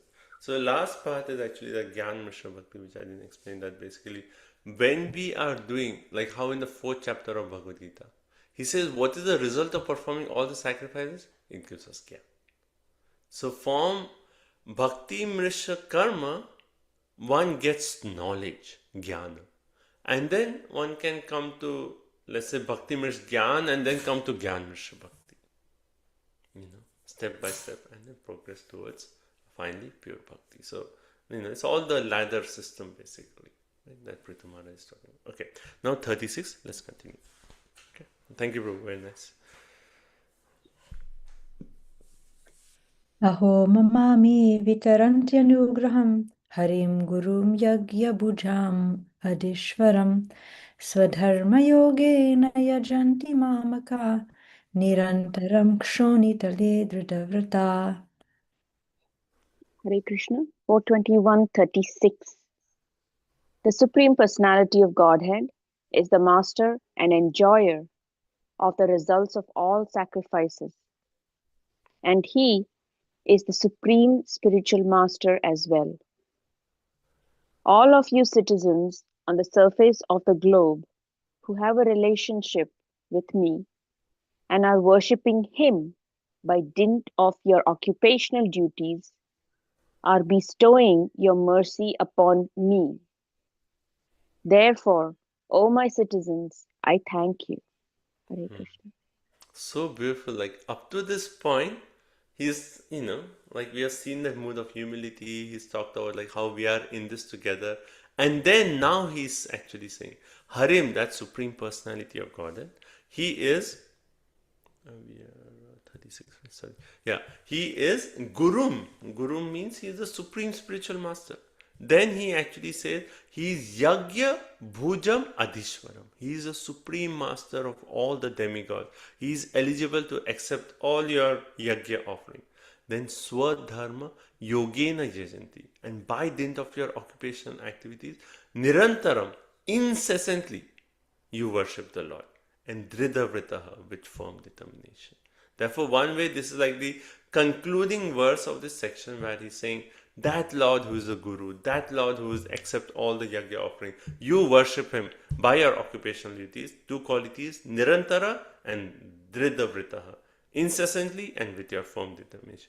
You do this, then mamakaha, by dint of your relationship with me, you are my citizens, right? I am your king. So by dint of this relationship, aho mama ami vitaranti anugraha.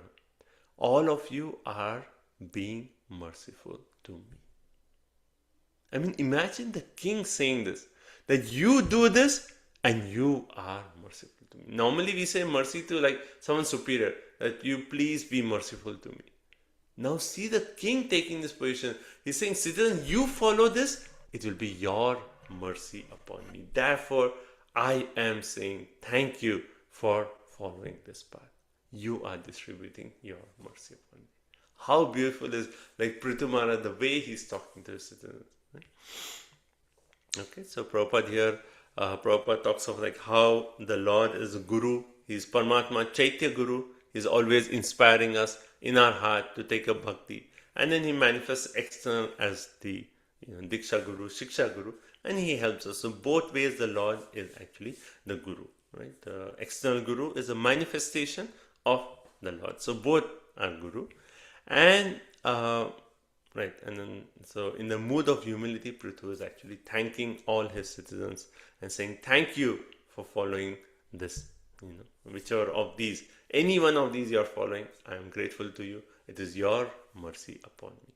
And then Prabhupada concludes the purport and saying that how when the king and the citizens are actually in this mood, then both of them are mutually benefiting each other. Right? I mean, it's like this for, right? Okay, one second. Okay, so in this way, that section is okay, over. Now the next section talks about 37 all the way to 44. Prithu is going to glorify the Brahmanas and the Vaishnavas. Right? And then we'll see why he does that. Right? And we already read this point earlier. Did we read that earlier? I just... No, that's actually coming. That's actually coming. Okay, so next section we'll see how Prithu, he glorifies the Brahman. And why is he doing that? He already made the point that in the four Varnas, is there one higher and lower? One way, no, because everyone's self-interest is just one, to satisfy the Lord. But still the Brahmanas and the Vaishnavas, they have always to be respected. Because if the Brahmanas are not given the respect, then what will happen? Varnashram itself will fall apart. And Prabhupada in this purpose, he makes the point that to establish Varnashram, like how many sinful activities are happening, how many cows are being killed every minute. How can you stop this? You have to establish Brahminical culture. And hence the emphasis that Prithu is saying that unless we have proper Brahmanas, unless the Vaishnavas are there, unless all the citizens you are giving proper respect to the Brahmanas and the Vaishnavas, the whole Varnashram system will otherwise collapse and then everything will fall apart. Therefore, emphasize on this. So hence, the last part of his speech is all about the glories of Brahmanas and Vaishnavas. Okay? So it's everyone okay? Any thoughts, any points? Okay, so 37, let's start. Maja tuteja prabhavin mahardibhis titikshaya tapasa vidyayacha dedip yamane dita devatanam kule sayam raja kuladvijanam. Hare Krishna. The Brahmanas and Vaishnavas are personally glorified by their characteristic powers of tolerance, penance, knowledge, and education. By dint of all these spiritual assets, Vaishnavas are more powerful than royalty. It is therefore advised that the princely order not exhibit its material prowess before these two communities and should avoid offending them.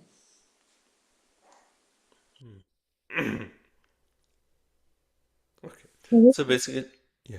I just want to share this that I have heard that Bhaktisiddhanta Saraswati Thakur, when it was the debate between the Brahmanas and the Vaishnavas, he quoted this entire section Hmm. using the glories of Vaishnavas. Okay. Very nice. Okay. So in this verse, it says Ma Jatu. At any time, Ma means what? We say Ma Suchaha. Do not. Right? So at any time, never do what? Tejaha Prabhavet. Exhibit your power, your prowess upon who? The Dedipya Mane Ajita Devatana. Upon those who are already glorified. The Vaishnavas, the devotees of the Lord. Or, and who? Dvijana. Dvija? Dvijana. What does Dvija mean? Twice born. Right? I mean, it's in Sanskrit, Dvija means, there are a few meanings of Dvija. It means twice born. But who is twice born?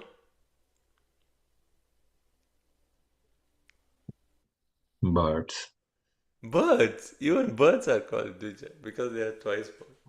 One way, even our teeth are twice born, right? Because the bird takes birth 2 times. So our teeth, bird, and then the Brahmanas.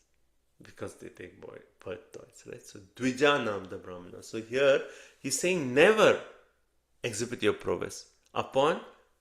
So one is, he says, Dedipya Mane Ajita Devatanam. Ajita Devatanam. Ajita. Who is Ajita? The Supreme Personality of God. Right? So those who are already glorified by worshipping the Supreme Personality of God, which are the Vaishnavas and the Brahmanas, never exhibit. Why? Rajakulat. They are actually greater than me. Imagine the king here is saying that Brahmanas or Vaishnavas are greater than the royal family. They are greater than me, right? And why are they greater than you? Because they are glorified by their riddhi, they are opulent. And what is the opulence of Brahmanas and Vaishnavas? Titikshaya, tapasa, vidyaya. These three. They have the opulence of tolerance, penance, and education, knowledge. Because they have this, they are actually better than me, and therefore you should never exhibit your prowess upon them. Right? So in the purport, Prabhupada is saying that how Prithu Maharaj is explaining how one can be steady in pure devotion service. So he's explained all these categories, like from pure bhakti to karma mishra bhakti to bhakti mishra karma to bhakti mishra gyan, all these, but he wants everyone to come to a point of pure bhakti. And he's making the point that any kind of progress in this ladder, as soon as you offend the Brahmana and Vaishnava, that's it. Your progress is going to be stopped.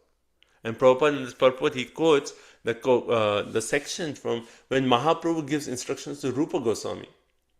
What does he actually say? Brahmande Brahmite Konyam Bhagyavan Jiva Guru Krishna Prasade Pai Bhakti Lata Bij. Right? Then once we get the Bhakti Lata Bij, then what we have to become? Mali Sayer.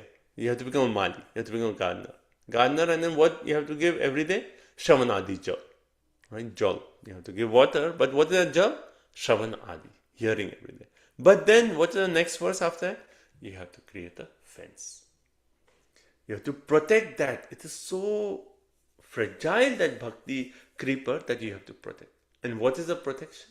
Then Prabhupada talks. The first protection is to avoid Vaishnava Prad. And hence Prithu is emphasizing this point. Never ever, for Brahmanas and Vaishnavas, never offend them. Otherwise everything will be finished. So all the progress will be checked if you offend a Brahmana or a Vaishnava. And Prabhupada gives the example of Durvasa Muni. How for 1 year, imagine 1 year he is being chased by Sudarshan Chakra and he's going everywhere. Why? Because he offended Ambarish Maharaj. Right? So this will what will happen when we offend Vaishnava. And the most grievous type of Vaishnava Aparadha is what? Guru Aparad, because the Guru is the best of all Vaishnavas. So when we are doing Guru Avagya, disobeying the orders of Guru, we are not following we are offending the Guru. That is the worst of all. And then Prabhupada talks of Vaishnavas and Brahmanas. So last part of purport he says, what's the difference between Vaishnava and Brahmana? A Vaishnava is a learned Brahmana, a learned Pandit. Right? So he basically says Brahmana means understanding of the absolute truth, right? Impersonalism. But when a Vaishnava, he rises, he has all the qualities of a Brahmana, and he comes to the point of worshipping the Supreme Personality of God, he becomes a Vaishnava. So Brahmana, who is worshipping the Lord, becomes a Vaishnava.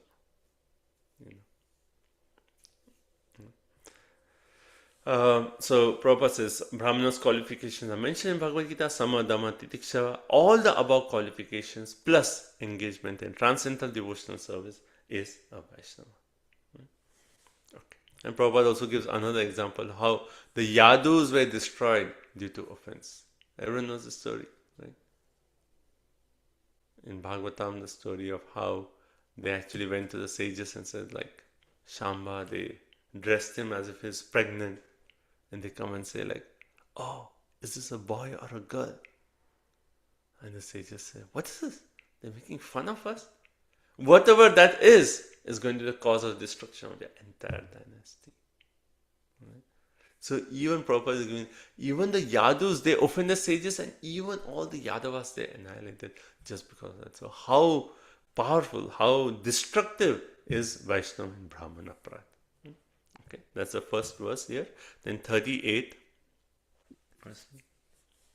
Brahmanyadeva Purusha Puratano Nityam Hariryacharana Bhivandanat Avapalakshmim Manapayinim Yasho Jagat Pavitram Cha Mahatamagranihi. Pratana.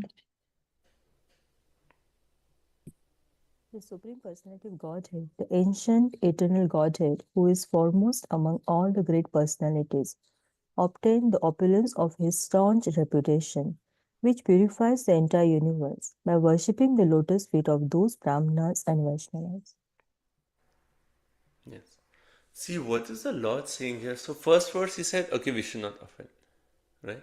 Second, he's making the point that even the Lord, right? The Lord has Charana Abhivandanat Avapya Lakshmi. He has obtained opulences by worshipping the feet of the Brahmanas and Vaishnavas. You remember a similar verse in the 3rd canto? When does Krishna make a similar point in the 3rd canto? Vishnu is talking to the 4 Kumaras. Yeah, see, when the 4 Kumaras, the whole conversation between Jay and Vijay and the 4 Kumaras, then the Lord comes running, and then he glorifies the 4 Kumaras. And he says to the 4 Kumaras, it is because of you that I have the opulence. Right? So Lord is also taking that position that how much he appreciates the Brahmana. And Prabhupada in the purport, he focuses on this Namo Brahmanya Devaya Go Brahmana Hitaya Jagaditaya Krishnaya Govindaya Namo Namo. That how he is so dear to Brahmanas. Right? So he's saying Mahatama Agranihi, who is the foremost of all great personalities, Anapainim Yashaha, he's obtained his opulence of staunch reputation, Jagat Pavitram, which purifies the entire universe by doing what? By worshipping the lotus feet of the Brahmana. So Krishna is saying, I obtained my opulences by worshipping the lotus feet of Brahmana and Vaishnava. So how you should worship, right? How you should treat Brahmanas and Vaishnavas. So Prabhupada makes a point that how Krishna is a prime protector of Brahmanical culture and cows. Right? So one, without knowing and respecting Brahmanical culture and cows, one cannot realize the science of God. Right? So how important is Brahmanical? Without a Brahmanical culture, we cannot even approach the Lord. Without worshipping, respecting cows, we cannot approach the Lord. Now, Prabhupada actually makes a point. Krishna is saying, I got my opulence by worshipping. How is that possible? Right? So Prabhupada explained, the Lord is the supreme enjoyer. He is Puratana, He is the original, eternal living being. The Lord does not have to do anything to obtain anything. Right? He doesn't say, I have to worship this to get my... The Lord does not have to do it. But here he is making the point that the Lord earned his opulences by worshipping to show the glories of Brahmanas and Vaishnavas. And what is the example Prabhupada gives? One, he says that when Narad Muni came to Dwarka, what did Krishna do? He came, he immediately worshipped Narad Muni. Narad Muni was sitting on the asana and Krishna was washing his feet. Right? Then second example, Krishna said, like today actually, this happened today, that when Sudama Brahmana came, it happened on Akshay Tritiya, right? He comes to Dwarka and he gives a cheap price. That Leela happened today on Akshay Tritiya. But what did Krishna do? He came off his bedstead and he had Sudama sit on the bedstead and he was worshipping the Brahman. Though Sudama, imagine Sudama was like in torn clothes and in such a condition, but still Krishna had him sit there and he was worshipping. Right? Second example. Then third example, how Krishna offered respects to Yudhishthira Maharaj, to Kunti Devi. So how Krishna, even though he is the Supreme Personality of Godhead, how he is respecting the Brahmanas and Vaishnavas.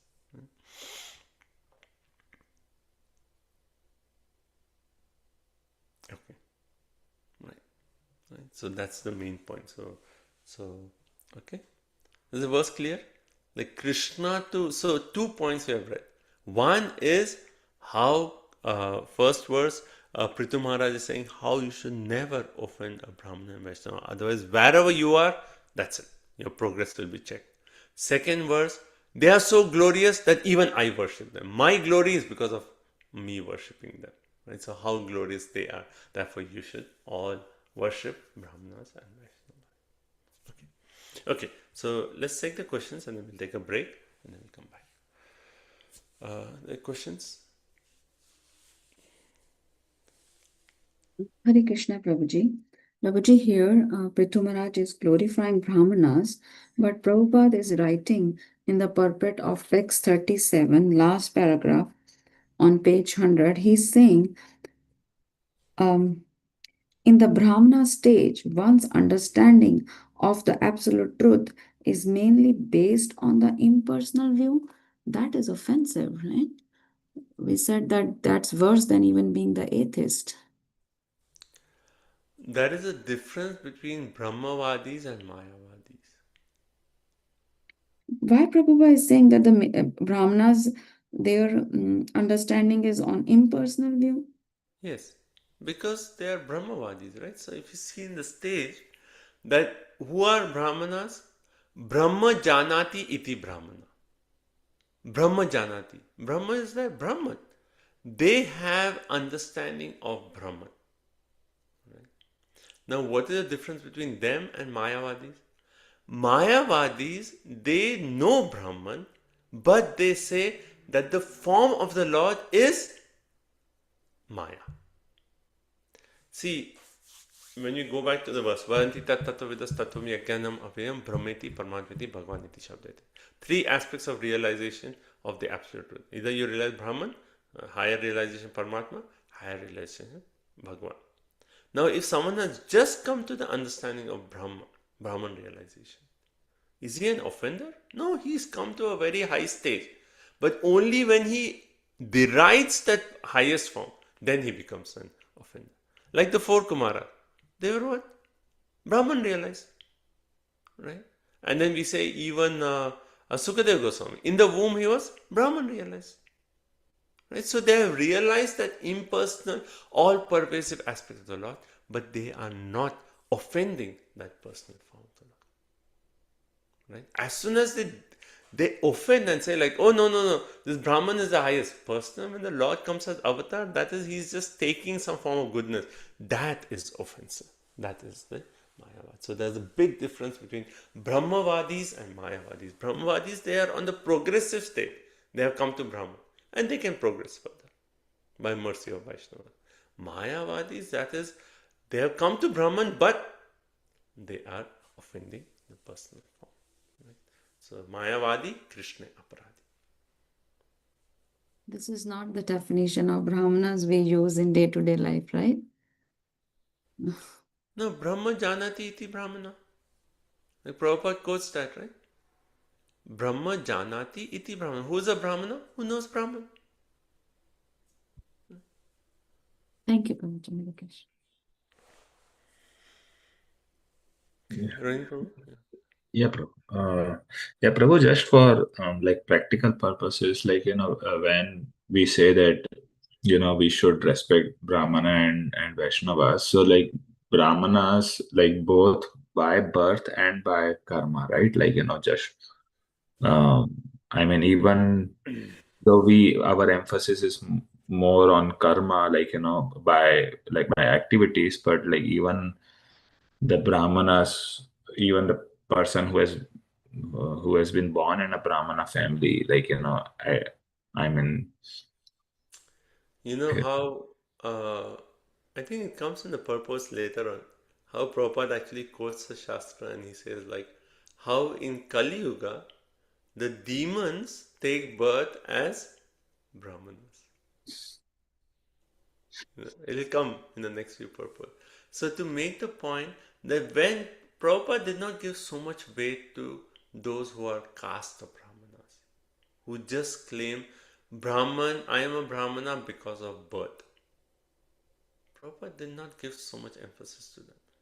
Because, they may not have, if they have Brahmana qualities, they are born in Brahmana, they have the qualities, then that's different. But, I mean, in India it is so common. Like if there's anything and they say like, oh, we have to do Brahman Bhojan. Who is a Brahmana? No one sees any qualities. That person may be like doing all sorts of nonsense, but because he's born in a Brahmana, they'll be like, oh, we have to go and feed Brahmana. Caste Brahmana. So, one way, like the caste Brahmanas, like, following Prabhupada, he did not give so much weight to it. That doesn't mean that we disrespect them. We may not associate with them. But at the same time, that respect which is meant for Vaishnavas and Brahmanas, we may not worship those caste Brahmanas. So I think that's the point, that why Prabhupada stressed so much on this point of caste Brahmanas versus real Brahmanas, that we should have that discrimination, that he's claiming to be a Brahmana, but just by his mood, by his seeing his qualities, maybe I'm just going to step away. I'm not going to associate with him. So I think we have to have that discrimination there. We will not give them the same worship that we would give to Brahmanas, real Brahmanas and Vaishnavas. Okay. Prabhu, I was just on the same topic, I was just hearing CC classes of Prabhupada in the first 17 verses in which the Nityananda Prabhu's chapter, glories are there. In that Prabhupada is telling that those who think that they are Nityananda Parivar, they would preach like Nityananda, like how he was delivering Jagai Mata. If you're not doing that, then you're not Nityananda Parivar. So then it is not only about Brahmanas, these are Vaishnavas, right? They are followers of Mahaprabhu. Yeah. I mean, Prabhupada is even that person has to be. Yeah. Yeah. So either like essence that is claimed by birth without having the qualities Brahmanas or Vaishnavas, then we may, like, we are not in the mood of like, we'll just step away. We'll be like, okay, we don't want to associate with you. Okay, so we'll continue. Let's take a 5 minutes break and come back, and then we'll continue with text number 39. Okay, we are last few verses to completing Prithu Maharaj's conversation. Okay, thank you so much. Hare Krishna.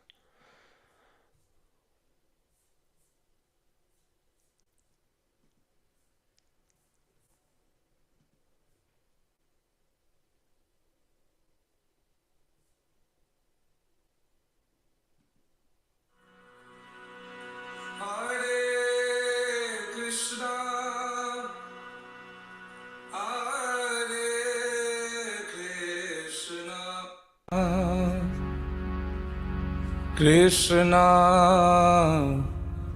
Krishna, Hare Hare, Hare Ramo, Hare Ramo, Ramo, Ramo, Hare Hare.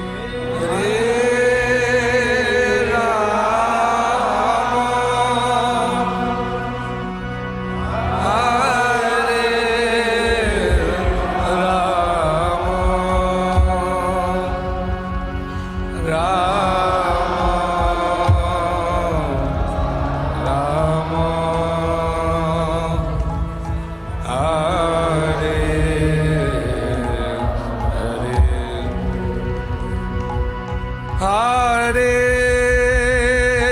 Krishna, Hare Krishna, Krishna Krishna, Hare Hare, Hare Ramo, Hare Ramo, Ramo, Ramo, Hare Hare.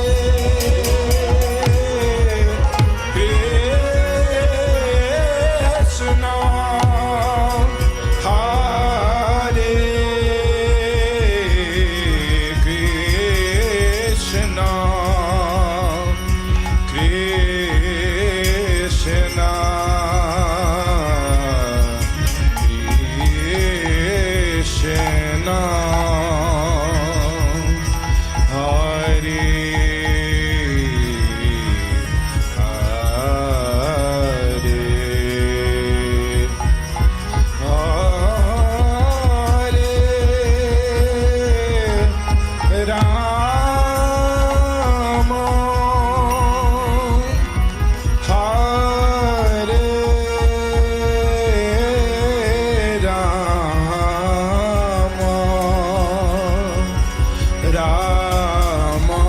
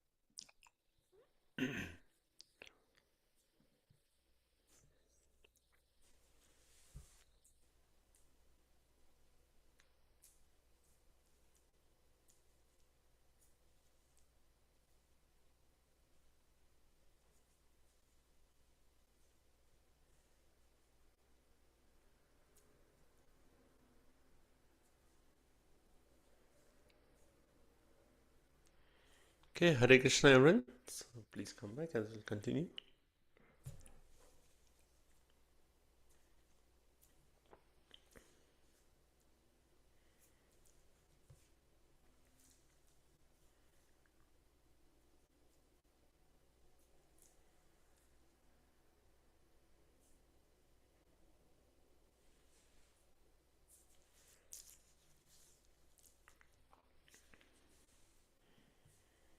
Okay, so we are on text number 39. So in 38, basically we discuss how the Lord is saying, my opulences is because I worship them, right?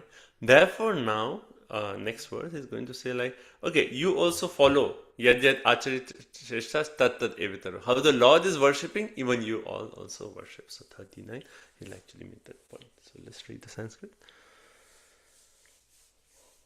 Yatsevaya shesha guhashaya swarad viprapriyastushyati kamamishvaraha tadeva tadharma pararvinittai sarvatmana brahmakulam nishevyam.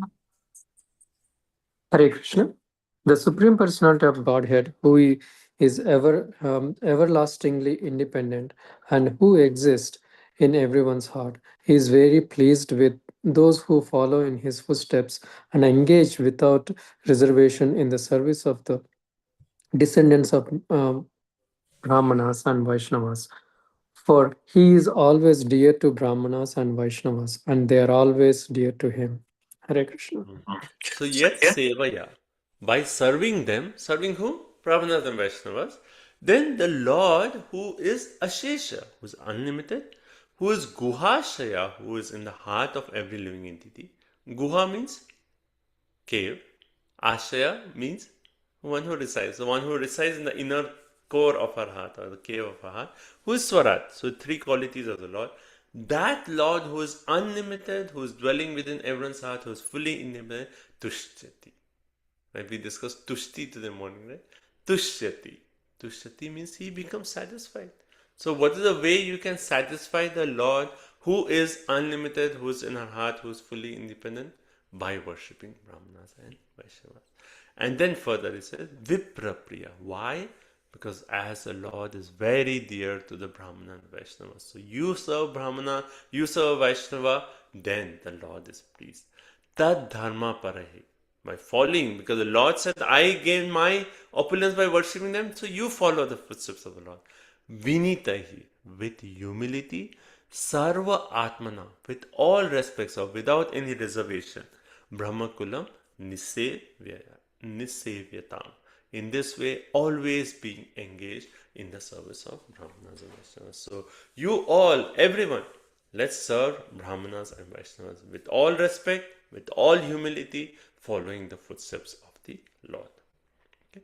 So, Prabhupada makes a point in the purport: the Lord is most pleased when we engage in the service of a devotee of the Lord. Right? Even can we serve the Lord directly? Actually, our service to the Lord is through our Guru. Right? I mean, like when we do deity worship, what's the first prayer we say? I mean, we may offer our prayers to our Guru Maharaj, but then we actually say, Shri Guru Paramananda Premananda Fal Prada Vrajananda Pradananda Sevaya Mam Niyojiya. O Guru, you are always engaged in the service of Radha Krishna, Gaur-Nitai.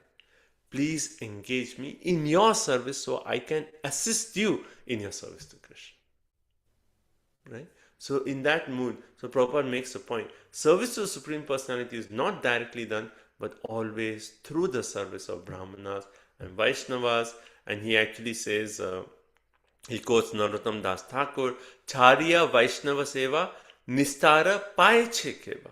Without Vaishnava Seva, no hope for you.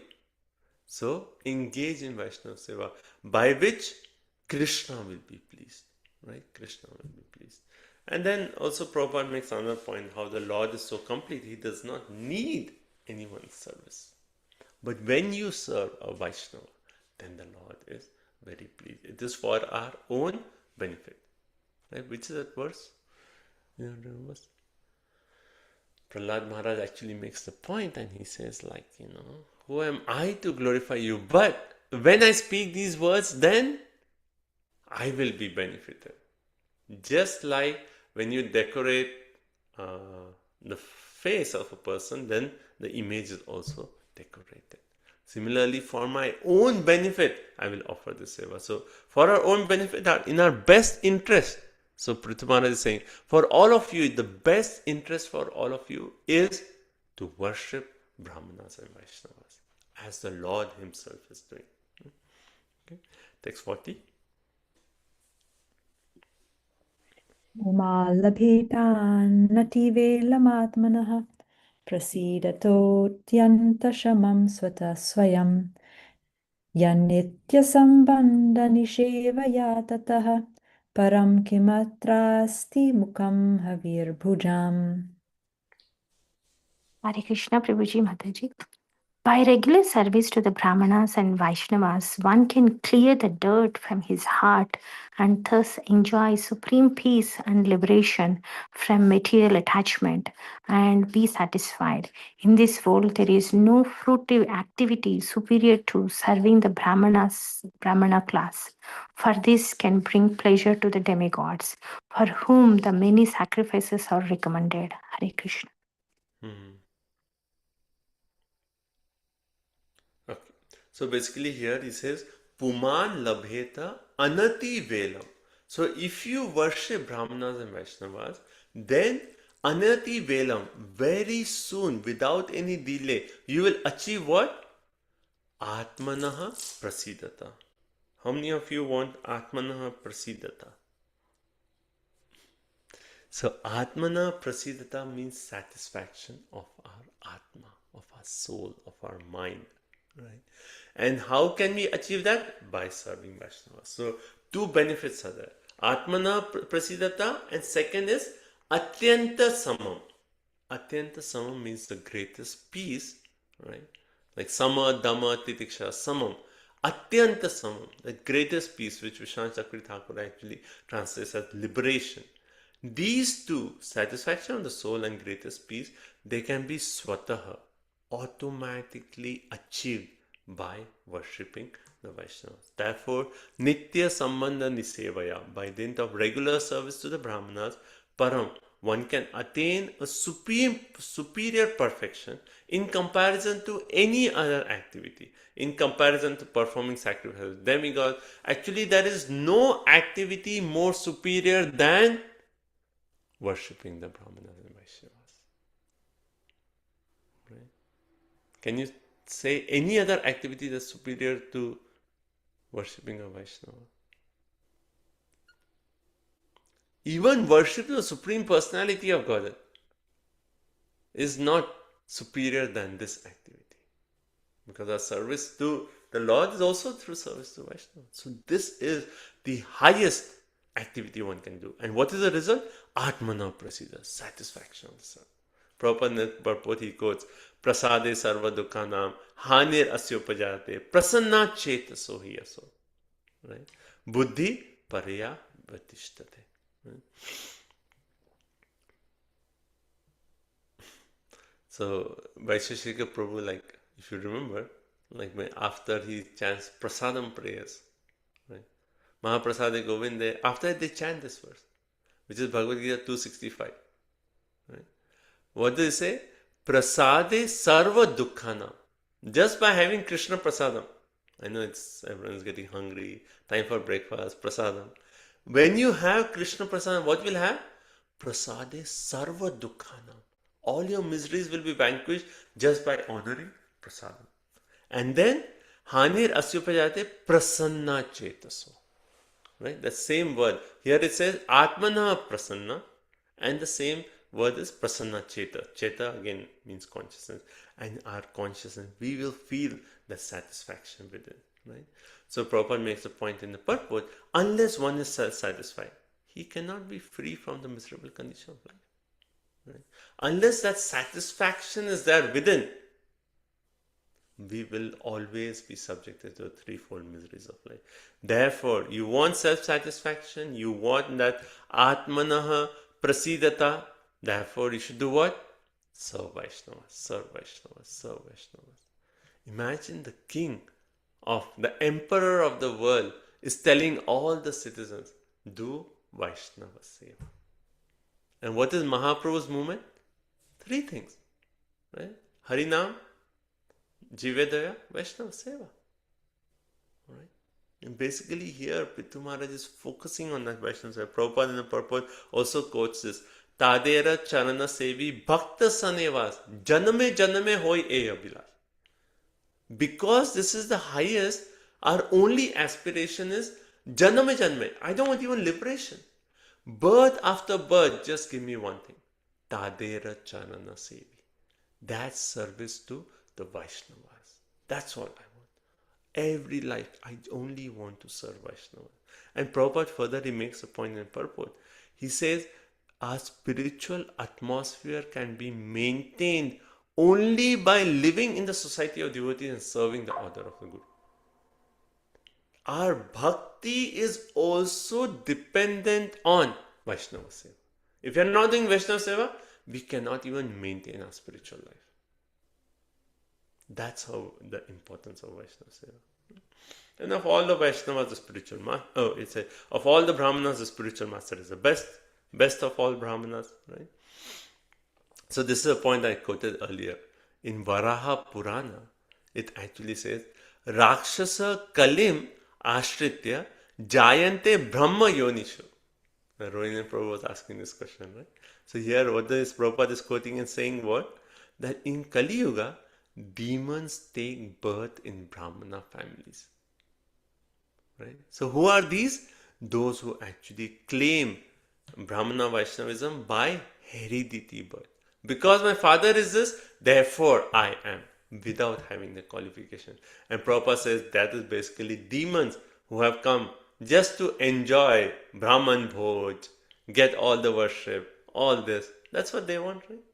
Demons are just interested in worship and praise and acclamation.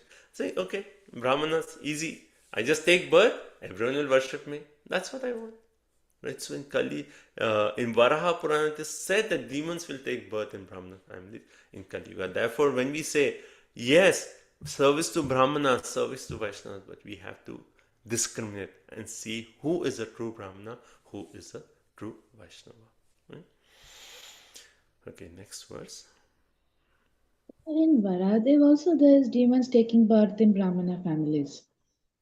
Hiranyakshi, Hiranyakashipu were Brahman sons, right? That is true, right? And maybe that's why that is there in Varaha Purana, right? Hiranyakshi and Hiranyakshi, they took birth in Brahman family. Good point. Okay, 41. Ashnatyananta kalutatva kovidai shraddhahutam yanmukha ijyanamabhihi navai tatha chetanaya bahishkrite hutashane paramahamsya paryaguhu.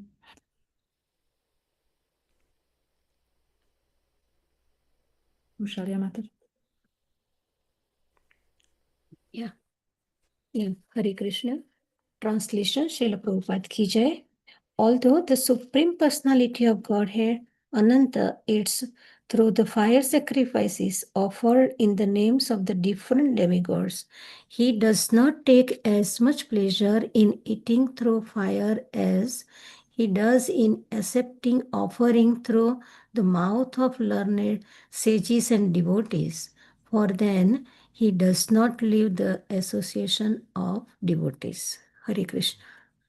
So basically here he's saying, you want to feed the Lord? Then here he's saying, Asnati Anantaha. That although the Lord, he Asnati, right?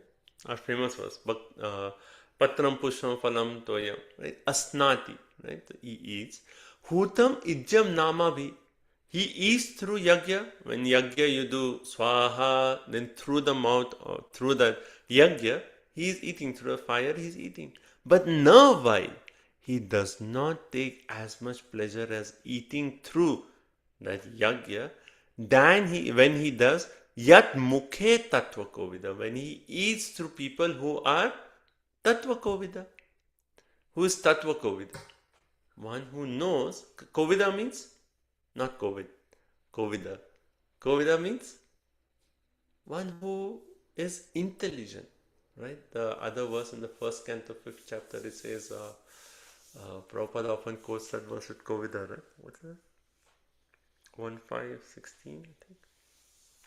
What's starting? Na labhyate yad brahmati uparada tal labhyate dukhatam. What's starting? Anyway, it will come to me. But basically that verse is Kovida. That means one who is intelligent. And here Tattva Kovida, one who knows the Tattva, absolute truth. Right? So basically again he's referring to Brahmanas and Vaishnavas. So the Lord does not take as much pleasure as eating through fire as he takes by eating through the mouth of Brahmanas and Vaishnavas. That's why they say when you're feeding Brahmanas, true Brahmanas, the Lord is eating through the Brahmanas. Right? And we know how this has been taken advantage of, right?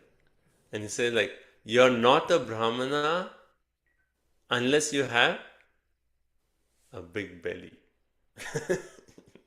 Because you have to eat, right? Yeah, everyone wants to feed the Lord. And how have to feed the Lord? Through Brahmana. So Brahmanas have to keep eating. And so unless they have a big belly, they are not a Brahmana, right?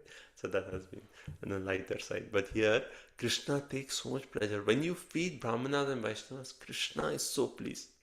Right? And then he gives a difference here. Chetanaya. Chetanaya means living force. And then on the other hand, Bahi krite huta asade. Fire sacrifice is one way bereft of life. But Brahmanas and Vaishnavas have life. Right? So which is better? The one who have life, Chetanaya. Therefore, Paramahamsya Pariyuga. The Lord never leaves the association of such Brahmana and Vaishnava. So by feeding them, the Lord is fed and he is very pleased. Right? So Prabhupada in the purport he says, fire sacrifices in names of different demigods are given, but finally offering is offered to the Lord. But the Lord is not as much satisfied as when the Brahmanas are fed. Right? Therefore, to feed the Brahmana is to feed the Supreme Personality of Godhead. And then he quotes the verse, Naham tishtami vaikunte yogi nam hrideshuva tatra tishtami narada yatra gayanti madbhakta. Right? Our famous verse that we say. Where does the Lord reside? I'm not in Vaikuntha, not in the heart of the yogis, yogi nam hrideshuva tatra tishtami narada. I am there where? Yatra gayanti madbhakta. So wherever Vaishnavas are there, Brahmanas are there. What are they doing? They are always glorifying the Lord. And the Lord is personally present. So when you feed such Brahmanas, Vaishnavas, the Lord eats. The Lord eats and He's very satisfied. Okay. Here Prabhupada in this purport also gives the example of the story of Advaita Acharya and Haridas Thakur. When Advaita Acharya was performing the Shraddha ceremony, right, then he actually said, so the prasad is offered to the forefathers and then the first offering is given to the most qualified Brahmana. And then Advaita Acharya did what? He actually gave the first offering to Haridas Thakur, which was almost at that time, almost like a revolutionary act. Because Haridas Thakur was born in family of Muslims. And imagine Advaita Acharya, who is like the head of that Brahmana, he is giving the first offering to Haridas Thakur. And then what does Advaita, and Haridas Thakur says, oh, what are you doing? I'm born in Mlecha family. What are you doing? And then what does Advaita Acharya say? Tumi khayale hoya koti brahmana bhojana. Eta bali shraddha patra karelya bhojana. He says, Tumi khayale. By feeding you, I am feeding what? Koti brahmana bhojana. Millions of brahmanas are being fed. Right? Therefore, Advaita, therefore you accept the shraddha patra. Right? And therefore Advaita Acharya made Haridas Thakur the recipient. So the whole point, why is Prabhupada quoting this? That when we feed Vaishnavas, then everyone is, the Lord is pleased and everyone, Like tens and millions of brahmanas are actually fed. So Prabhupada in the purport here, he makes a point that when there is any kind of ceremony, it always should end, like we do Grah Pravesh. It always, all these ceremonies are supposed to end with what? Brahman Bhojan, feeding the brahmanas. Now, if you feed Vaishnavas, that is like feeding millions of brahmanas. Right? I mean, in India, it is like, I mean, like any ceremonies, they're always like, okay, where are brahmanas? We have to feed 11 brahmanas today. We have to feed 3 brahmanas today. And always it's like, okay, brahmana, go to the closest, this Ganesh temple, this temple, and there'll be brahmanas feed them. But what is our conception? Actually, in India, like till now, people oppose. We say like, find a Vaishnava, feed him. By feeding him, you'll feed millions of brahmanas. But people still, they'll be like, no, what? What are you saying? A Vaishnava is higher than a brahmana? They'll be like, sit, I will have to explain you how brahmana is the highest. Like they still, it's very, like in general, people do not accept that how Vaishnavas are actually higher than brahmanas, right? Okay, so next verse, text 42. So we have 42, 43, 44, 3 more, and then that concludes Prithu Maharaj's conversation. Yad Brahmanityam Virajam Sanatanam Shradhatapo Mangalamona Samyamai Samadhina Bibhrati Harta Drishtaye Yatre Damadarsha Ivava Bhasate. In Brahminical culture, a Brahmana's transcendental position is eternally maintained because the injunctions of the Vedas are accepted with faith, austerity, scriptural conclusions, full sense and mind control, and meditation. In this way, the real goal of life is illuminated, just as one's face is fully reflected in a clear mirror. So, I mean, now it's, previous verse is one way saying feeding the brahmanas is more effective than doing the swaha, doing the fire sacrifice. Now, but how? How is that? How is brahmana so glorified? So this verse is actually answering who is a brahmana.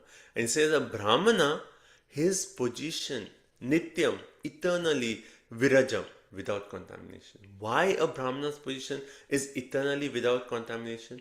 Because he accepts the shastra with shraddha, faith, with tapaha, austerity, with mangala, auspiciousness, with mauna, silence, samyamahi, controlling his mind and senses, samadhina, with full concentration.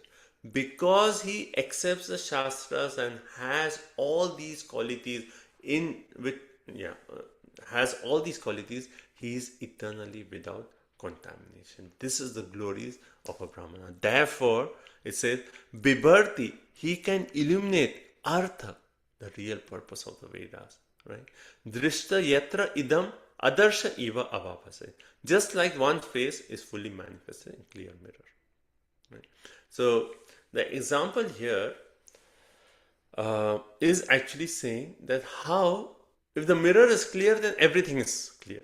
Similarly, the Vedas are compared to the mirror. Why? Because through the Vedas, the whole world becomes clear. You can see the whole world in the right perspective through the Vedas. That is the example. And the Brahmanas is one who knows the real artha of the Vedas. Right? And why is the Brahmana who knows the real artha? Because of these qualities of Shraddha, Tapa, Mangala, Mauna, Saumyahi, and Samadhina. These qualities are the qualities of a Brahmana. Right. So Prabhupada here he says, in Kali Yuga, people with no Brahmanical qualifications, they claim privilege of Brahman Bhojan simply on the basis of birth. Right? But the Brahmana is first, he has to be fully conversant with Vedic conclusion. Right? And what is the Vedic conclusion? Vedesa sarver ama eva vedya. Right? A Brahman should be convinced of this. That's the first point. Second, he should speak of the glories of Krishna. Right? What he says should not be just mental speculation. He should speak on the authority of Shastra. He should be fully conversant, first point. Second, he should speak on the authority of Shastra. Third, all his activities are dependent on the conclusion of the Vedas. Whatever he does is based on the conclusion of Vedas. Fourth point, Mangala. Mangala means to accept everything favorable to bhakti, reject everything unfavorable to bhakti. What is that? Anukulasya sankalpa, pratikulasya varjana. If you can do that, your life is auspicious. Right? So this is a nice definition of auspiciousness. You say your life should be auspicious. That means we are in a position where we are doing anukulasya sankalpa, pratikulasya varjana. Right? So Prabhupada says, what is auspiciousness? Accept everything favorable in bhakti, chanting 16 rounds, 3 times Gayatri mantra, right? Doing that. And then further, if we follow the above, it's so interesting, like Prabhupada, in the section he says Mangala means chanting 16 rounds, doing 3 times Gayatri. And immediate next sentence he says, if we follow the above by chanting 24 hours a day, see, he's saying like, okay, auspiciousness is what? Chant 16 rounds, 3 Gayatri. Immediate next sentence, if we follow this by chanting 24 hours a day. So if you see, like Prabhupada one way saying, okay, 16 rounds, but the whole point is always we are chanting the holy name, then we'll become completely fit to see the Supreme Personality of Godhead face to face. So that example which is there in the verse, that through a mirror, if it's clear, you can see ourselves, basically means that when we do bhakti, we can see the Supreme Personality of Godhead face to face. And when you see the Lord, then certainly you know who you are. Right? We can see our original Swarup in relationship to the Lord. Right? And all that just by serving Vaishnavas. Right? So there's whole, like the whole theme here is the glory of Vaishnava Seva. Okay, 43. It's a beautiful verse actually. Yeshamaham pada sarojarenum arya vaheyadhikiritamayuhu yam nityadabhibrata ashu papam nasyatyamum sarvaguna bhajanti. O respectable personalities present here, I beg the blessings of all of you that I may perpetually carry on my crown dust of the lotus feet of such Brahmanas and Vaishnavas until the end of my life. He who can carry such dust on his head is very soon relieved of all reactions which arise from sinful life, and eventually he develops all good and desirable qualities. So if you just Sanskrit itself, it is a very like understand. Tesham aham, I, pada saroja renam. Renu. Right? Pada saroja renu. Renu means what? The dust. Pada saroja, from the lotus feet of these people. So I actually carry the dust of the lotus feet of these Vaishnavas on what? Kiritam. Kiritam means? Yeah. My helmet or my crown. On my crown, I perpetually carry the dust of the feet of these Vaishnavas. And Arya Vaheyadi, I will do that until the end of my life. And by doing that, Yam Nityada Bibhrita Asu. Asu means very quickly. If you do that, then Papam Nashati. All your pap will be destroyed. And then Sarva Guna Bhajanti. All the good qualities which are found in demigods will manifest in you. Right? The glory of the dust of the feet of Vaishnava. Which is that bhajan? Which bhajan comes to your mind? Quickly. Vaishnava Charana Renu. Which is it? Vaishnava Charana Renu. Shuddha Bhakata Charana Renu. Charan Devi Bhakti Shanivasa. Janmane Janmane. Okay. Yeah, so few bhajans. But the one that came to my mind is Shuddha Bhakata Charana Renu. Bhajana Anukula. Right? Bhajana Anukula. What is most favorable to bhakti? The dust of the Shuddha Bhakata Charana Renu. Right? Even Chaitanya Charitamrita says, these three are most powerful. What is that? the dust of the feet of the Vaishnava, the remnants of a Vaishnava, and the water that has washed the feet of a Vaishnava. These three. Right? So imagine Prithu himself is saying, I take the dust of the Vaishnavas perpetually on my head, on my crown. I always have the dust. Right? Until the end of my life, I will keep that on my head.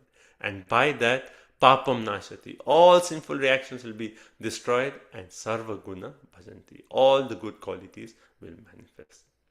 I mean, imagine such a king. Right?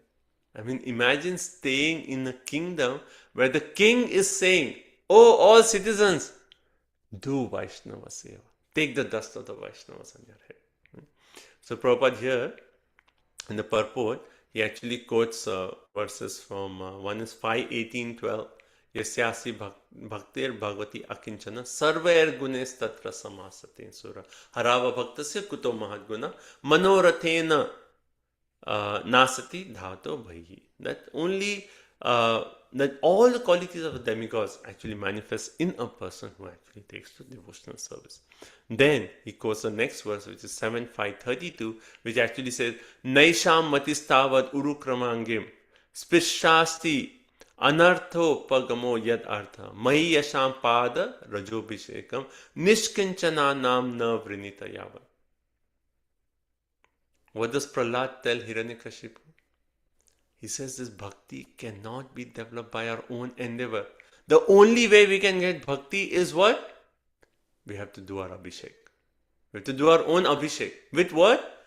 Mahiyasham pada rajobhishekam. We have to do the abhishek of the dust of the lotus feet of Vaishnava. There is no other way one can actually nishkinchananam na vrinita yavat. We can actually attain perfection. So Prabhupada says, Shraddha in the Supreme Personality of Godhead means Shraddha in Vaishnavas. Unflinching faith in Krishna. If someone says, I have faith in Krishna, but I do not have faith in Vaishnavas, that means what?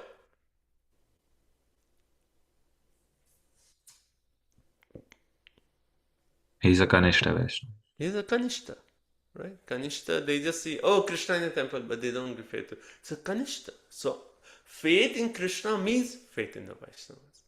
And unless we take dust of the feet of the Vaishnavas on our head, we cannot understand the Supreme Personality of God. And Prabhupada also quotes 2:3:21, where it says, if our head is not covered with the dust of the feet of the Vaishnavas, then what is the head? It is simply a burden over our body. Simply a burden. Oh, I have to carry this burden on me. It is simply a burden. Right? 2:3:21 makes that point. Okay, now 44 is the last shloka. Let's finish it. Gunaya nam shiladhanam kritagyam Vridashrayam samvrinate nusampadaha Prasidatam brahmakulam gavam cha Janardana sanucharashchamayam.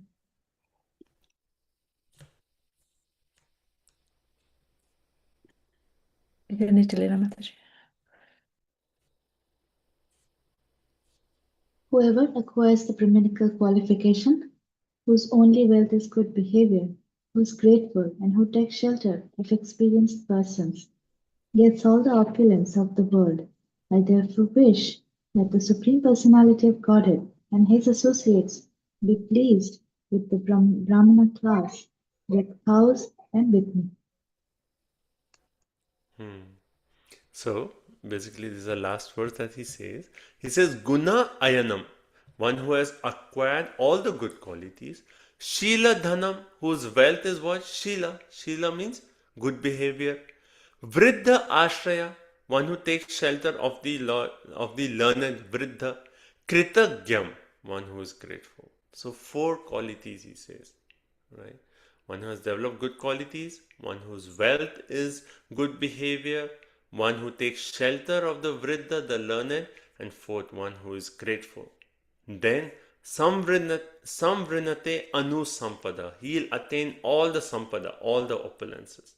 Therefore, O Brahmanas, O Gavam, cows, O Janardana, Anuchara, and all the devotees of the Lord, I wish that you all be merciful upon me. Be pleased upon me. I mean, see how Prithmaraj, he's the emperor of the world. And how is he concluding?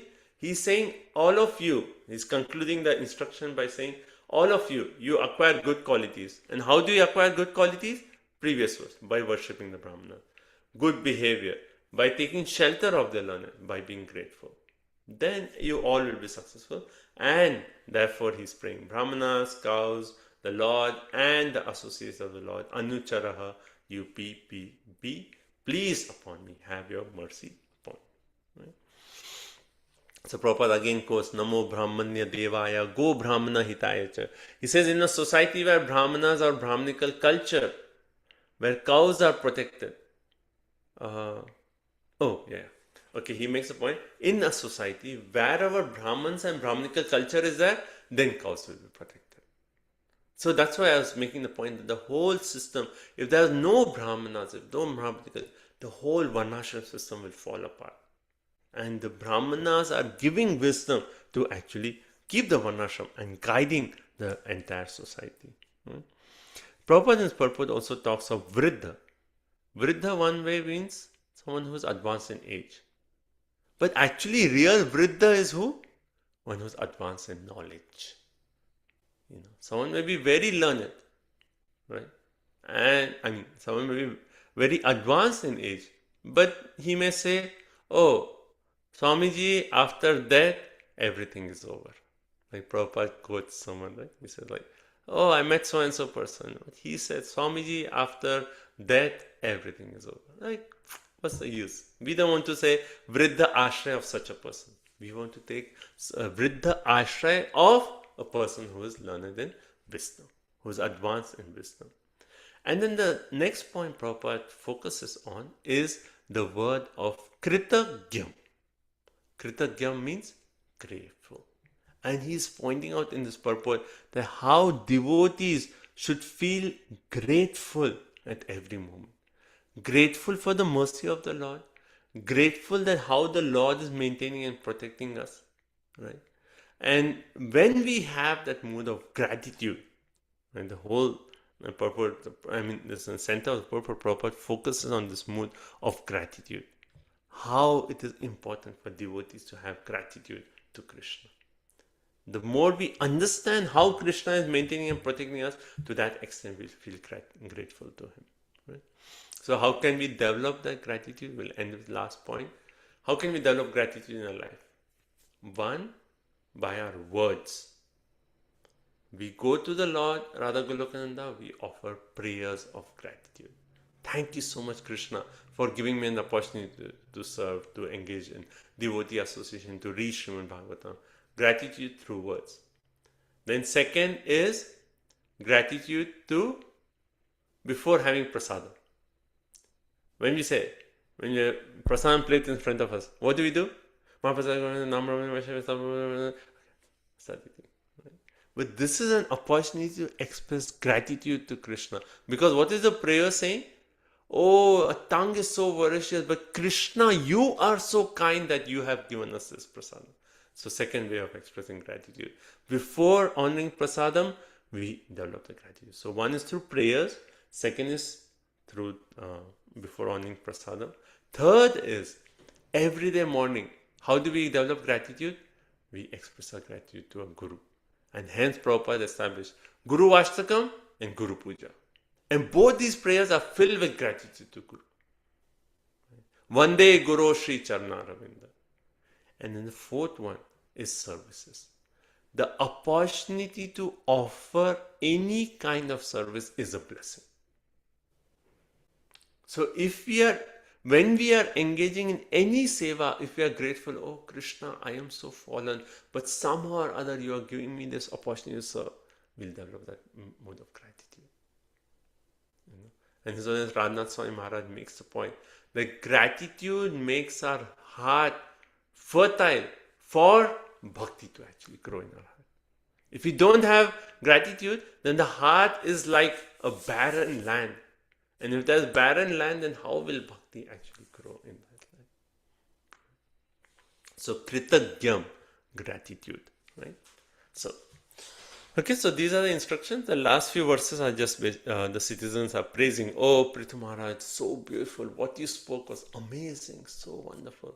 And then that's how this chapter ends. And next chapter is Sanat Kumar. The four Kumaras will actually come and they will give instructions to Prithu Maharaj. Right? So that is the next chapter. Okay. Okay, so stop here. Everyone okay? Like, like after studying this section, I feel like, wow, Prithu Maharaj, the way he spoke, so amazing. That starting from verse, which was the first verse, 21, all the way to 44. These 22 verses, so beautiful. The mood of Prithu, how he is explaining, how he's taking care of all citizens, how he's giving these levels, how he's establishing the glory of Vaishnava, how he's asking everyone to do Vaishnava Seva. So beautiful section. Right? So I hope you also can develop a appreciation for this beautiful section of Bhagavatam. Okay, so that's almost towards the end of this chapter, and next week we'll do the next chapter, chapter number 22. Okay, so thank you so much. Any final comments, realizations, any points you like today in today's discussion, please share. Thank you so much, Prabhuji. Prabhuji, I really like the point you said that I'm so insignificant, but still Krishna is making personal arrangements in my life. And I also like the point that Guru is the greatest of the Brahmanas and the Vaishnava, and the greatest service that we can do to the Guru, as Prabhupada said, first thing is chanting the holy name of the Lord with love and devotion. Hare Krishna. Thank you. Hare Krishna. Hare Krishna Prabhuji, I really like the point where Prahlad Maharaj said, unless one takes the dust of the lotus feet of the Vaishnavas and put it on our head, then otherwise our life is imperfect. Mahiyasham Pado Rajobhishekam. We have to do our own Abhishek. But with what? That's from the Vaishnavas. Yes, thank you. Very nice. So there is a song by Bhaktivinoda Thakur on the same Jar mukhe bhai hori katha nai tar mukho pane kabhi cheo na jar mukho heri bhole jabe hori tar kache kahon jeo na. So a person who does not have Hari on his tongue, you don't look at that person's face. And a person who makes you forget Hari, you literally run away from there. The song goes ahead with all the Vaishnavas things like Tilakam, looking at the Kanthi, looking the Shikha, all sections. So it's a very beautiful song. I was just remembering that when you said about, when we do Brajamandi Parikrama, Maharaj, Radha Govinda Maharaj, he says, when you pay obeisances, you get dust, right? You should never do like that. Yes. Because that is a ornament. Yes. So whenever you do Tulsi Maharani's pranam also, you should never, even here, because she does not stay apart from Vrindavan. That dust is Brajadham. Yeah. Very nice point. Our greatest aspiration is to have the dust, and then once we take that dust, then we're like, that's an offense actually. Yeah. So you should have that dust always, like when you go to Govardhan, because you're offering obeisances, you see all Vaishnavas, they'll have tilak, and here there'll be a nice like a new tilak, like a new spot of the dust of Giriraj on their forehead. You can see everyone because they're so open. So that's the real glory, having the dust, Vraj dust on our head, or dust of Vaishnavas on our head. We are so grateful that only because of Prabhupada and Guru Maharaj's mercy, we have the tilak and the Kanthi Mala. Yes, thank you. Okay, any other points? Hare Krishna Prabhuji.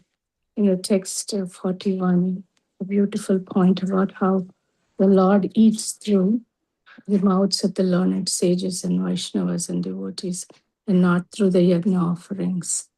And also some other place I remember, the ghee, he does not accept the ghee poured in the yajna, but he accepts it when it is running out of the mouth of the Vaishnavas through the prasadam that he served them. So that those two remind me every time we cook in the temple. Thank you. Thank you. Right. Hare Krishna, Prabhu. So, yeah, I really like the verse 38, which says that, Lord Hari gets the opulence of his reputation by worshipping the lotus feet of Brahmanas and Vaishnavas. And this whole section, about, so much about Vaishnava Seva and how the position of a Vaishnava is even superior to, in one way, even superior to the Lord Himself. Prabhu, I also had a question on that. We talked so much about Vaishnava Seva. What is the best type of seva one can render to a Vaishnava then? Yeah, I mean, we talked so much about seva to Vaishnavas. What is the everyone will have a different opinion on how what is the best type of service. What is I mean, in general, you can say seva as two. One is Vapu seva, one is Vani seva, right? So Vani seva, when you say okay, anything, even sitting and hearing their classes is actually seva. We are taking the sound vibration, we are absorbing, we are being attentive to their classes. That is Vani seva. Next Vani seva is they have made some points. Okay, can I follow that? Can I actually live what they have said? Okay, they give an instruction, can I follow? That's Vani seva, right? The other side is Vapu seva. Vapu seva is personal service. Then what is the best seva in Vapu seva? Whatever is the need. Like the Guru Maharaj needs so and so. And if the disciple, the best disciple is, without even the Guru asking, he knows, oh, my Guru Maharaj needs this, and he arranges that. Then the Guru is very pleased. I didn't even ask, but my disciple already knows, right? So Vapu Seva can be so many forms. It could just be washing the clothes of the Guru, or ironing his clothes, or just serving him, or carrying his bag. Any physical direct seva, is Vapu Seva. So both in general with Vaishnavas we can say Vani Seva, Vapu Seva, right? And is there something that is better than the other? I think it is more of our heart. If someone is ironing the clothes of a Guru, but while he's doing that, he's feeling, oh, Guru Maharaj, I'm so grateful. You've given me this opportunity to serve. What have you done? Then that is the best form of seva, because that seva is infused with that mood of gratitude, with that love, with that devotion to the Guru. So which is the best seva? The one which is actually infused with that mood of gratitude and bhakti. Then otherwise, Vani seva, Vapu seva, you can do all these, right? I mean, just carrying a bag of the Guru, booking a flight ticket for a Guru, or anything. That's all.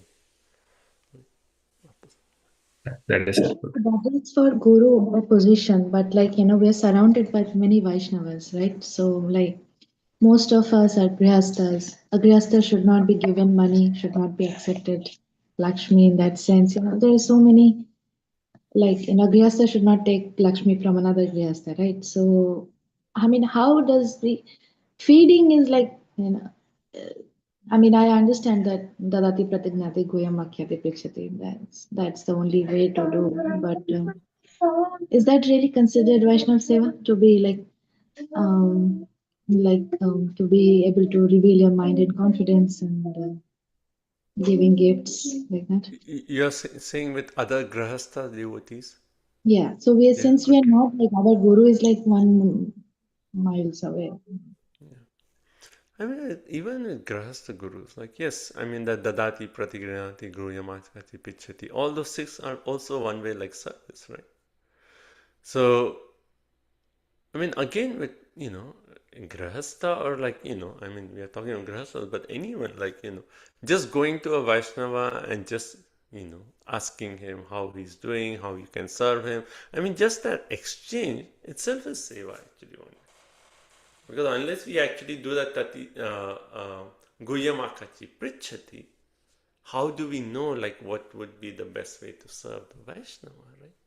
So when the Vaishnava is revealing, oh, I feel this, and then oh, maybe if I do this, then I'll be able to serve, right? So, there's always ways to serve. It's just, when we have that eagerness to serve, Krishna will show us how to serve. There's no lack of opportunity of Vaishnava Seva. But if you are eager, yes, Krishna will say, oh, you can do this, you can do this, you can do this. But just maintaining, having that mood of eagerness, yes, I want to do Vaishnava Seva, Krishna will open so many doors. Imagine Mahaprabhu. When all the devotees from other places used to come for the 4 months of the Rath Yatra, Mahaprabhu himself used to go and put chandan on their forehead, used to garland them. Imagine Mahaprabhu doing that menial service. Right? So, there's always opportunities. We just have to be eager and look out that, okay, what service how can I serve this Vaishnava? And Krishna will show us. Krishna will show us how to serve. Okay, so it's 9:57, so we'll stop here. So thank you so much for your association. And so we'll continue with the next chapter. This is Akshaya Tritiya. It's very auspicious. We started off with Bhagavatam, and it says like Akshaya, so it shouldn't reduce. So we just pray every day our Bhagavatam absorption keeps increasing. And yes, Akshaya Tritiya, we can meditate on, see how we talk so much of Vaishnava Seva. Maybe we can come to a temple today and do some Vaishnava Seva. And because of Akshaya Tritiya, we pray that Vaishnava Seva keeps increasing. Thank you all so much. Granjal Srimad Bhagavatam ki jai, Srila Prabhupada ki jai, Vanchakalpatarubhyasya kripa sindhuveva patitanam pavanebhyo Vaishnavebhyo namo namah. Thank you all so much. Hare Krishna. Thank you so much, Jai Mataji. Hare Krishna. Thank you. Hare Krishna. Hare Krishna. Thank you so Krishna, much. thank you. Thank you so much. Hare Krishna. Hare Hare Krishna, Krishna, Prabhu. Prabhuji. Thank you so much. Thank Hare you. Krishna, Prabhuji. Thank you. Thank you. Thank you for Hare joining. Krishna, Hare Prabhuji. Krishna. Thank you so much for a wonderful class. Thank you. Hare Thank you, Krishna. Mataji. Hare Krishna. Hare Krishna, Prabhuji. Thank you so much. Hare Krishna, Mataji.